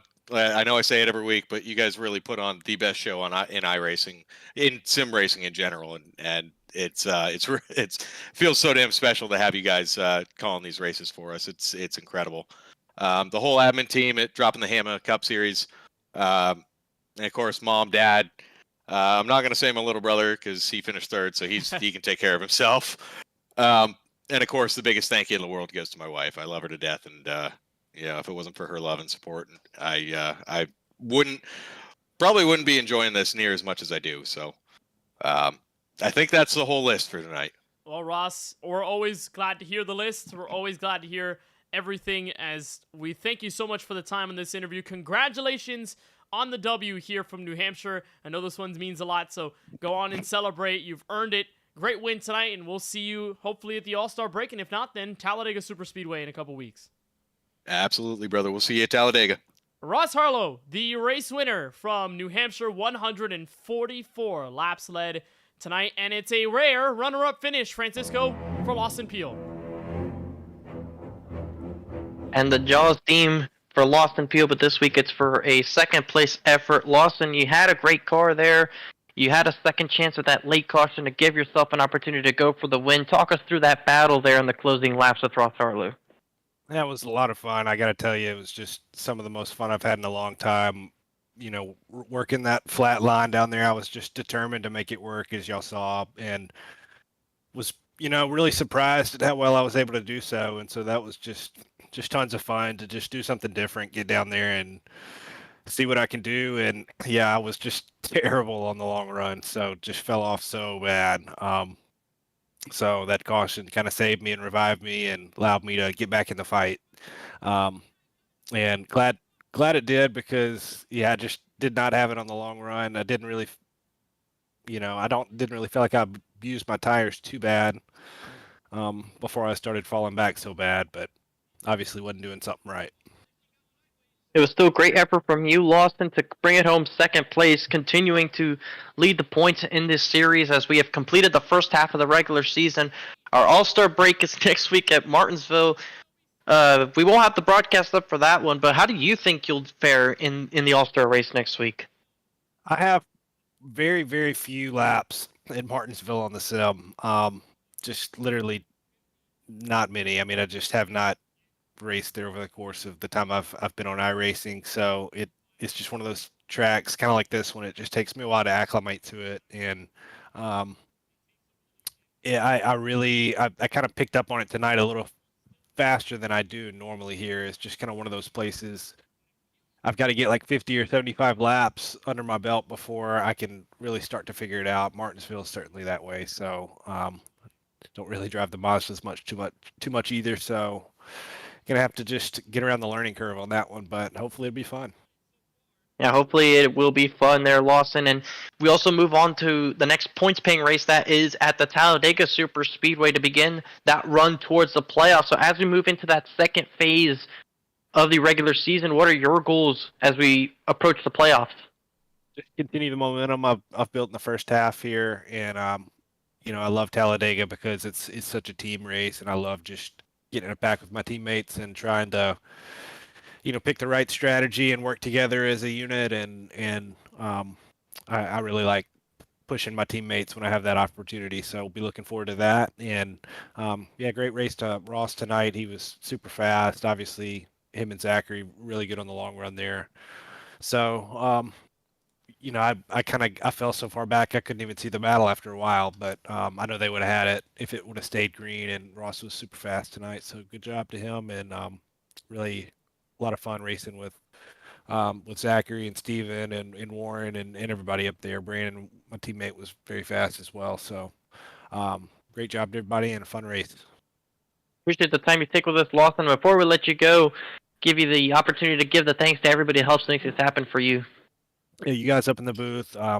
Thanks to Stimpy and Pro Garfunkel and everybody on the admin team, and my teammates at Drinking Bros Racing at Paul's Setup Shop. Once again, thank you for taking the time with us, Lawson. Congrats on your P2 effort here tonight. We hope to see you out there soon. Appreciate it, man. See you later. That's Lawson Peel, second place tonight. And like we said earlier, that is only his second runner-up finish past the season, his first coming at the World Center of Racing at Daytona to kick off 2025. We'll take a step back. Here is third place, Stephen Harlow in his 11 Chevrolet. And we are joined by his face cam as well. One of the few drivers to give us a face cam tonight. There we go. Well, Stephen, back and forth race this evening. Plenty of close calls, some damage here and there, but you rally back, resilient in this final stint, and you work hard for a top 3 finish. How would you best describe the night that you had from the Magic Mile? Can I get that yo-yo award? Just going back and forth, back and forth, back and forth. I think it was 3 or 4 times I had to go to the back with damage, getting it fixed, and then it was just put the head down, run clean laps. Don't mess up, even though I messed up a few times, but it's New Hampshire's a grind. It is such a grind racetrack, and you just have to keep working at it and keep working at it and stay disciplined, and it took a lot to do it.